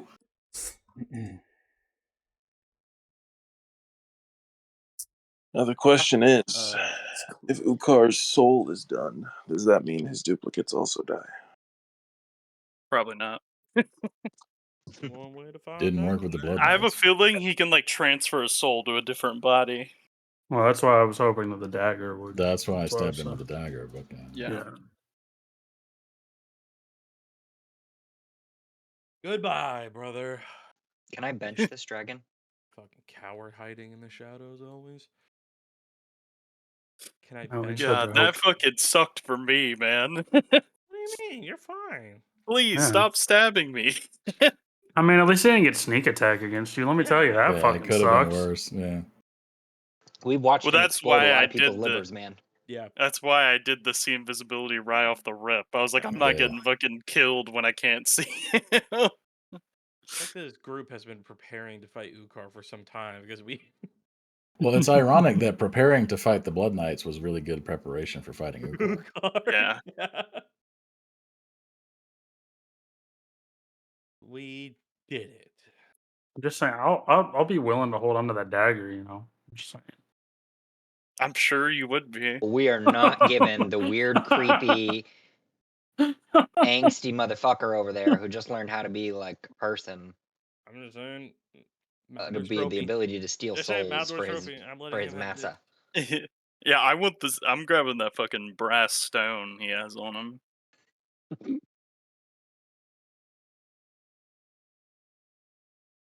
Yeah, hopefully we can get these dragons to fight with us. How big are they? They're I mean, pretty they're small. pretty small. Can I bench him, put him on my shoulders, and carry him over? It is still a dragon. Yeah. So am I. He's been on Jenny Craig. Leave her alone. We get you that belt of giant strength yet? This might be the time. Not yet. I mean, he's already at a 20. I think it'll make a big difference. Yeah, it can set me to what's Cloud Giant 29. Well, yeah, Cloud Giant, Storm Giant. Those are Let's go find some. Even a fire Some- giant one would be pretty somebody- significant. somebody told us that there were Storm Giants. We got a lore dump on that. That wasn't this group. Or was it? I don't Never think. mind. That doesn't exist. But we got told there were fire giants Oh, yeah, we know about in the them. mountains. Yeah.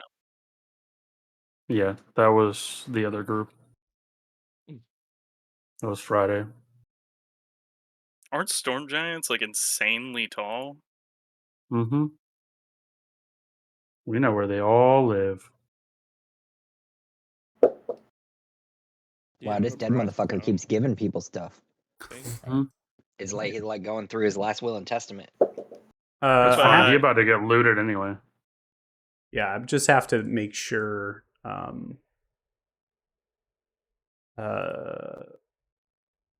I'm kind of making sure here that the items that are given are correct, because there is the way the clones work and the way the Ukar works. Right, there's divvying up of items and certain things. So I'm just making What? sure that things are presented as they should be as far as the items here. I don't know if I've actually ever seen his name written out, but that is not how I expected it to be. I had it Yeah. 2 R's in my Yeah, in my it's notes. it's just more of my I suppose my problem, you know. I mean, that's just fantasy, man. Fantasy has apostrophes wherever the fuck they Yeah. can stuff them. Yeah. Items are really bugged out right now. Let me Just see call if I it the can. problem with getting to English transliteration. They're probably their names are probably carved in a rune or something like that. Like, how do you translate that to English?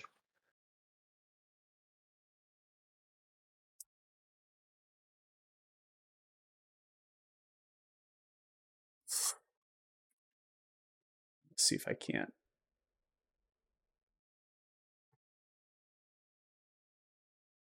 Does somebody want the Blackstone now? How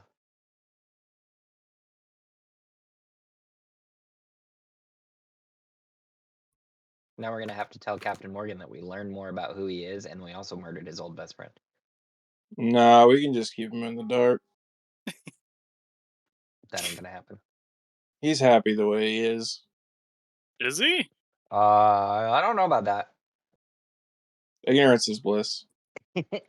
He's resigned to his fate. This mortal. God, it was so funny. I was like, "Hey, let me use a time point," and he was like, "Stroke of luck," and I was like, "Fuck."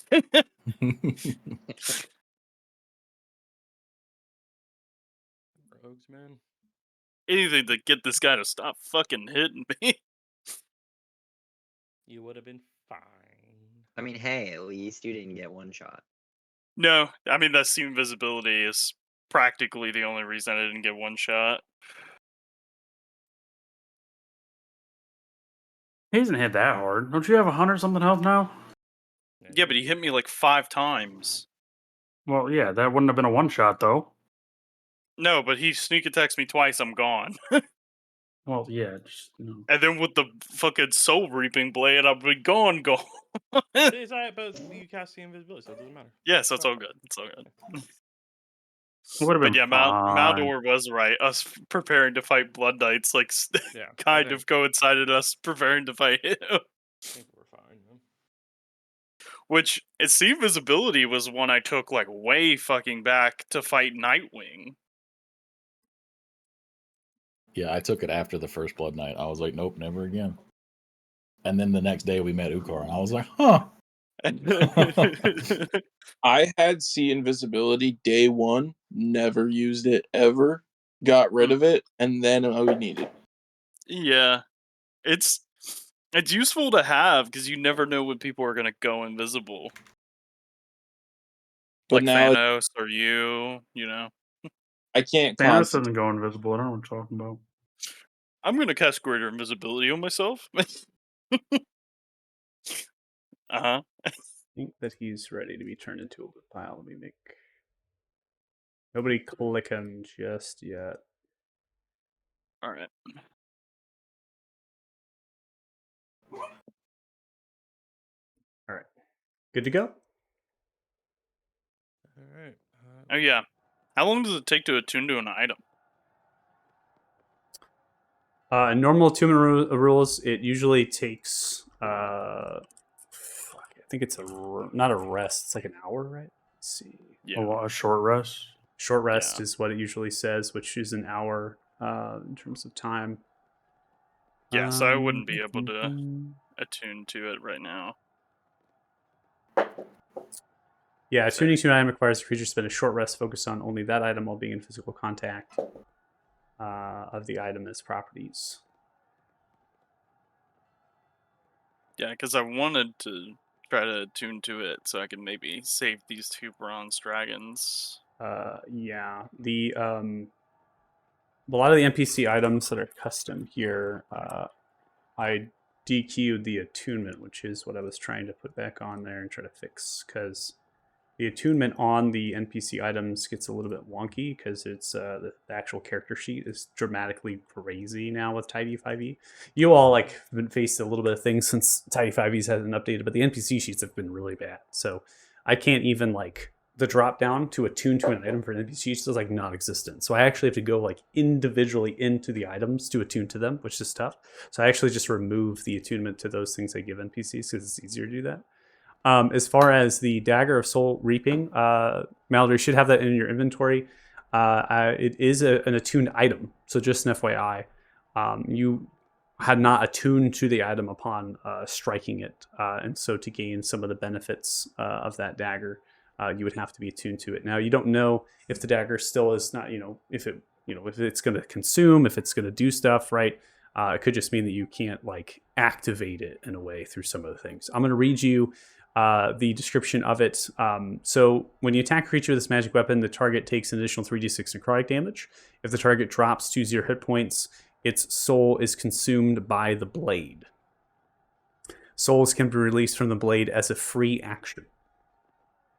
When a creature is hit by this dagger, they cannot regain hit points until the end of their next turn. So it is exactly how it has been described to you by Ukar. It's that they're kind of taking the soul and then releasing it. So essentially, Ukar's been stabbing, and then as they kill them, they're just simply using the free action there to activate the dagger and release the soul back to the afterlife it has. There's no souls that this dagger currently has, except for potentially the soul of what you hope, right, has been consumed by the blade upon stabbing this Ukar. Now, the issue we have here is that this Ukar is not duplicating. There's no purple or pink cackling lightning. There's nothing from this Ukar. They simply took the blow and they smiled while they did it, and then they toppled down dead. The items, though, are accurate. These are the items that Ukar has and the items that Ukar has used in combat. They've used the Ring of Holding. They have used the Short Swords of Keen. They have a high armor class because of a proofed Beskar plate and a Cloak of Durable. They do have extra speeds that comes to the Boots of Quickness. They have a Cloak of Obscurity, which helps cancel out some of the things in stealth checks that they need for the Beskar plate.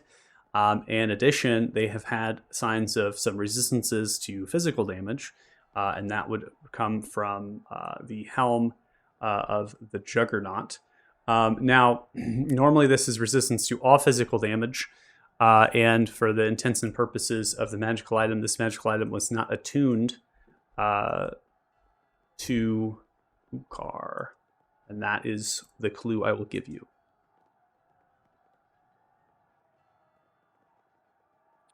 So one of the things that I was narrating was the helmet. The helmet here comes through, and the mohawk of Ukar comes through. Ukar didn't always have the helmet on. Ukar would have the helmet off, and I would always narrate when Ukar would put it on, generally for combat. Okay. They were taking full damage from physical. They never activated the helmet. It means they never attuned to it. It's a clue for all of you. Yeah, I think we get the picture. So yeah, if I'm getting this right, it just it resisted non-magical because it wasn't attuned, right? Never got the benefits of the helmet because it never was attuned to it. Which means that this isn't the real Ukar. Yeah, because he couldn't have enough attunement. He would have had a ton of attunement slots. So Well, I mean, yeah, but if he's a level 20 chosen, then that doesn't. that's what I'm saying. If he's a level 20 chosen, he would have been able to attune whatever he wanted. And then we gotta go. Yeah. Like now. Yep. Yeah. All right, well, I'm going to thief that Ring of Holding real quick. Just saying. Can Belzar fly us to the keep? Gotta ask. Most certainly. Uh, Should we tell the others it's safe? You see is like the dragoons and the dwarf soldiers get the fuck out of there. Or are you just gonna kind of let them go, into the wind? They'll figure it out. Yeah, we'll figure it out once we stop whatever's happening. Right. See his Beltar. He's going to change back into their dragon form here. All right, I'm taking this helm just so we have it. Somebody grab some of this stuff before we get here. All yeah, aboard I'll just then. start shoving Yeah, we everything can in the. figure out who wants what later. Yeah. Yeah. All right. Let's do this. Oh, also, it's kind of late to ask. Could we have freed the prisoners in the Tinkerer's warehouse thing before we left, please? Oh, yeah, I forgot. forgot they about them. died. Oh, I wasn't We here. let them so die. I just forgot because it had been 2 it's weeks been 2 since we weeks. Yeah, I played. forgot about them. I had also Come forgotten about back them. from us, man! Yeah, sure. Fucking nuke goes off. I assumed you would release them on your way. Yeah. Yeah. I mean, we literally said. I was not going to complicate anything further because there was already going to be a lot of complicated things today, and I didn't want to create too much conflict or complications for you all. Okay. It just popped into my head while we were discussing the loot, Hmm. and I was like, "Oh no!" Dude, I totally forgot Oh, about no. them. Okay, so you all clamber aboard. Belzar, who lowers himself down, allows you to climb onto numerous things. The sleek appearance is difficult. There's not a lot of handholds or grabs. The actual scales are not kind of overlapping in a way. They're almost like kind of fitting perfectly to make a very sleek frame to the dragon. So you're having to cling for dear life as much as possible. Upon there, you see as Belzar is going to pick themselves up and they're going to take flight. They are not a very strong dragon. So this is a lot of weight from all of you on themselves. So it's going to be not exactly as fast as they should be, but they are able to pick themselves up and kind of continue to move and ascend. And as they ascend from the spire, we are going to set our eyes upon the Granite Keep. Very difficult to find any sort of artwork that I'd imagine the keep to look like. This is definitely not what the keep would say the top end of the keep would look like. But the walls as well as the bridge is what I would kind of the drawbridge as it lowers is depicting. I actually think this is supposed to be some sort of rendering of Casterly Rock from Game of Thrones, but it's as close as I possibly could get, I suppose, for a little bit of a visual description as you pursue the keep from an aerial point from the kind of back of Belzar. As you begin to fly, you can see the dragoon, you can see the dwarf soldiers kind of coming out of their cubby holes and hiding places up the road in direction of the north gate house. They're looking in the direction of all of you with kind of upwards things.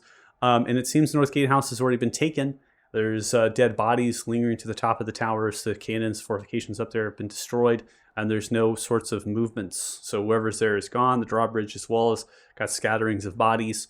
And then you kind of begin to pull yourself in the direction of the keep and the keep's grounds, which is not so. The keep courtyard, I should say, is small, but it resembles that of the prior. It has those kind of cliff face and the grasses and things. The steam. It's really hot even here in the air. The cold air pushing against you, and the steam underneath creates a lot of updraft, and that heat is adding to the growth that is around in the keep courtyard.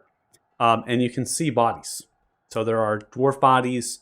There's also, it appears to be livestock that have been kind of caught in the realm of explosions from some of the constructs. So you see the constructs now kind of detonated and half dead, lingering in a few of the structures and the buildings around there. Along the wall, right, you actually have dwarf soldiers that are still there, and they're kind of looking upwards in the direction of the dragon. And as they're looking up, you see them kind of turning around, and then you see a duplicate of Ukar just emerge from one of the doors of one of the towers with different weaponry and different appearance of the clothes, right, and the armor that you've seen the Ukar you've just killed, and they begin to go to work and killing the dwarfs. And as they're kind of going through, you see them looking down the wall at more dwarfs that are kind of coming to their aid, and you can see them yelling in the direction to surrender, lower the arms, in the same voice, the same tone, the same menacing style It is a complete copycat of what you just observed Ukar on the bridge prior at the Stone Spire Market. And so you're like looking at that in the distance, and you're trying to see, is that the real Ukar? Is that a duplicate? And it is too difficult to tell, because there is another one that appears now on the western wall fighting another tower. And you are going to pitch yourselves down to these grand steps. So it's simply a 20-foot wide staircase that's going to come upwards. Underneath the covered area or shelf, and then that's going to come into a rock metallic double door, and that door is swung open as if there's been an explosion.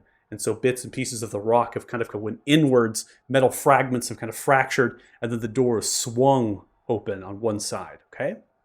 And so you're going to land right in front of those doors. They're about 30 to 40 feet high, very vaulted, and you see an open stone chamber here with a vaulted ceiling, very similar with these pillars Dwarvish as they're coming through. They have little crystals that glow, so it provides a little glow. You see these in Dwarvish cities.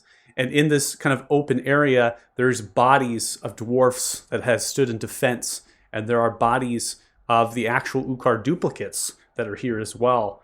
You don't see any Urpip or any of those mages or any of those bodies here. And then you're kind of faced with a staircase that is going to descend across that opening chamber there, and then 2 hallways, one left and one right. They're going to kind of go around to various rooms of the keep on the first floor, which is mainly living quarters, as well as service quarters and other things for the keep. Second floor, staircase that you can see in the back left corner of the entry and back right are spiralized staircases of these fundamental Dwarvish pillars. And those are going to take you to the second floor, which is primarily 2 halls, 1 banquet, and 1 ballroom. One like a dancing and the other one for grand feasts. You're aimed at the staircase 40 feet from the entrance here, directly north from your current position, to go down into the lower levels here. And is going to be pretty much a beeline at this point, because that staircase is going to take you down to another set of doors which have been blasted open. Once to the we hit subterranean that level. staircase, I'm going to cast haste and then Well, that's- put it in a bead. Well, yeah, go ahead. Yeah, go. We can come to that. We're past our Okay. time here, so we're definitely not going to get into anything else. I'm just going to leave you with some descriptions and some food for thought. I will go ahead and describe some more. And as you begin to pursue, Beldar will be landing here, and then you'll be dismounting, and then Beldar will change back into their humanoid form and press forward with you on the fight. Perhaps save the king. Should I do that so it's in the chat so we remember for next game, or Whatever you need to do to remember for yourself. Yeah. You know, I I'm gonna trust do you. that. It'll be yeah. in the chat for next game. Totally and wholeheartedly trust you. I don't think you would ever just say your bead of ambiance has something spell that you didn't try. And then I'll end the concentration. So yeah, I'm gonna give it to Maldor. Okay. All right. So if you're watching this stream, thanks so much. Really appreciate it. Do you all want experience points now, or do you want to do experience points at the end of this? Wrap it up, I guess. Yeah, we can do it at the end because I don't think we'll level up. So the reason why I do this, we get to these lower level, the higher levels here. I actually don't give experience. I start to not give experience points every session because you're not going to level up from it, and it's easier to, instead of doing calculations every time we end, it's a lot easier to do one calculation that's going to get us a big jump up. And so I'll just kind of group sessions experience. Not that I will calculate it on my end. I just won't award it to you yet. I'll just keep adding to it. Sound good? Yeah, that's fine. Yeah. Sure. Okay. It's up to all of you. Yeah, that's fine with me. All right. If you're watching the stream, thanks so much. Really appreciate it. You can check us out next week, Saturdays at 11 a.m. PST. Thanks so much for watching, and bye. Bye. Bye.